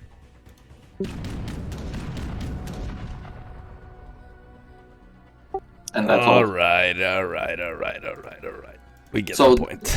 As the mutant attempts to go for Triel and he manages to sidestep, he falls on. He maintains his balance as he looks up. He sees Zack unleashing the storm from the autocannon. First one blowing the chunk out of his torso, the second slug hitting his leg as he falls onto one knee, and the third one cleaving his head clean off his shoulders as this lump falls onto the ground, spewing viscera on the floor beneath. The last blow just creates this fountain of blood surrounding your legs, Beloir. You need to walk carefully not to slip. There's just this huge pool underneath you at this point, and like a comical, exaggerated blast, he just eviscerates this creature. He seems to be carrying an unusual amount of blood, as it just keeps billowing out, following the crevices of the floor, creating this really slippery slope. The Plague Bearer begins to back off, watching one of his creations explode. You see this disgusted expression on his face. Ugh, as he sort of starts to backtrack. Franz. As he starts to backtrack, Franz pulls out his bolt pistol again, takes aim, fires, and it success with 6 additional, hits him in the right arm for damage 7, pen 4. Beautiful. His arm gets hit, and in fact, you shoot his arm clean off. As you pull out your bolt gun, you lean it out, bolt pistol rather. You just aim carefully at his arm, shoot once, it hits perfectly at his shoulder joint. his arm goes clean off and just flies off into down a shaft, and you see him slowly begin to crawl backwards. Finally, the blood loss catches up with him, and you just see him up against the back of the wall and slowly fade. And with the smoke still coming out of his barrel, Franz turns around to the rest of the group and basically gives them a smile and says, "Did you see that guy trying to escape? Party wasn't over and he was trying to leave. Didn't realize he had a bill to pay." Nice. That was good shot. Good thing you didn't let the bastard slip. The room empties, or the room is empty of hostiles as you begin running to the next portion of the mutant labs. As you get there, you'll see these horribly twisted mutants in these bright vats. The air is thick with psychic horrors. You begin to hear whispers of these malevolent secrets. Among the shadows, some humans are nurtured and molded into monstrous beings. Their humanity is stripped away to feed the insatiable thirst for power of the Patriarch. Within these walls, this nightmarish realm opens. You just run and see endless vats and horrors of the creations of the Emed-Useli. Finally, you begin to see a new corridor. And before we reach that, you all get 400 XP.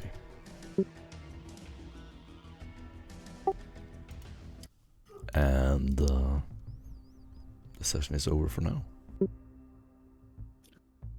Nice! Well done, everyone. We saved the Imperium. Wait, what? Again. I missed that part. Hold on. We killed 4 heretics, you know. It ain't a lot, but it's honest work. That's true, I guess. May I be speaking facts? I mean, we actually killed more heretics. Who knows how many died at the shootout? Yeah, that's true. Exactly, see? But we're not Efficiency. responsible for those kills. That doesn't count. I mean, we contributed. Yeah. We were there in spirit, and that's what counts. The indomitable spirit of mankind. It's delegation, you see? We didn't have to do everything personally. We delegated it. The task. Outsourcing. Yes, exactly. Indomitable God Emperor spirit. Well, the God Emperor subcontracts to the Inquisition. The Inquisition subcontracts to an Inquisitor, who subcontracts it to us, and all we did was subcontract it to someone else. It's like the circle of life, in which heretics die. Contract. And then we probably destroyed our solely scored at the same time. I'm certain this is a good caveat, and the representation of the trickle-down economy is more like the trickle-down murder plans, you know?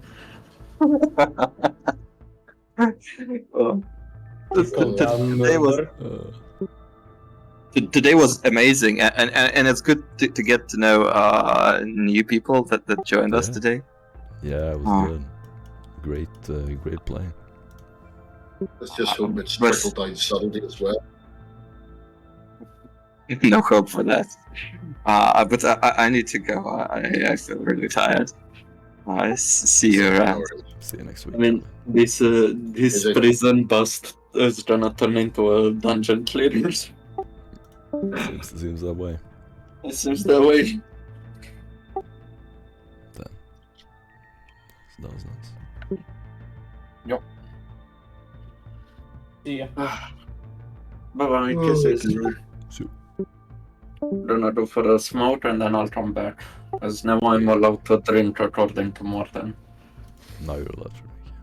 Yes. Knowing you, you've already been drinking for quite a while. Actually, no, I'm starting to cut off on drinking. What? I'm quite proud of myself on that. Yeah, I've manned up and I'm ready to face reality, raw dog reality. It sucks. Yeah, it It fucking really sucks. sucks. It's a bleak outlook. You wake up every morning and go, "Oh Jesus Christ!" Not, From the not outside again. diving. Yeah. Another round of this shit. I swear, the only time I'm looking forward is when we're about to play. I shit you not. Oh, that's awesome. I really wish I died in my sleep. Fuck. Be happy. And then, Oh, do you and then you really move and think? go, "Oh, fuck." Do you really think fate is gonna be that kind to you? Come on, let's get serious. After everything that has happened, do you really think that God would be that nice? Oh no, I'm fully expecting to live to about 120 now. Yeah, dude. Hey, Yeah. You're gonna be I swear, pissing I in swear. cups and pots and whatever is around. Just crawling around in your apartment in pain. Yeah. And he's gonna be up there chortling his ass off. Yeah. Yeah, it's gonna be hilarious. Says, why the hell didn't I get New Testament God? No, I got Old Testament God.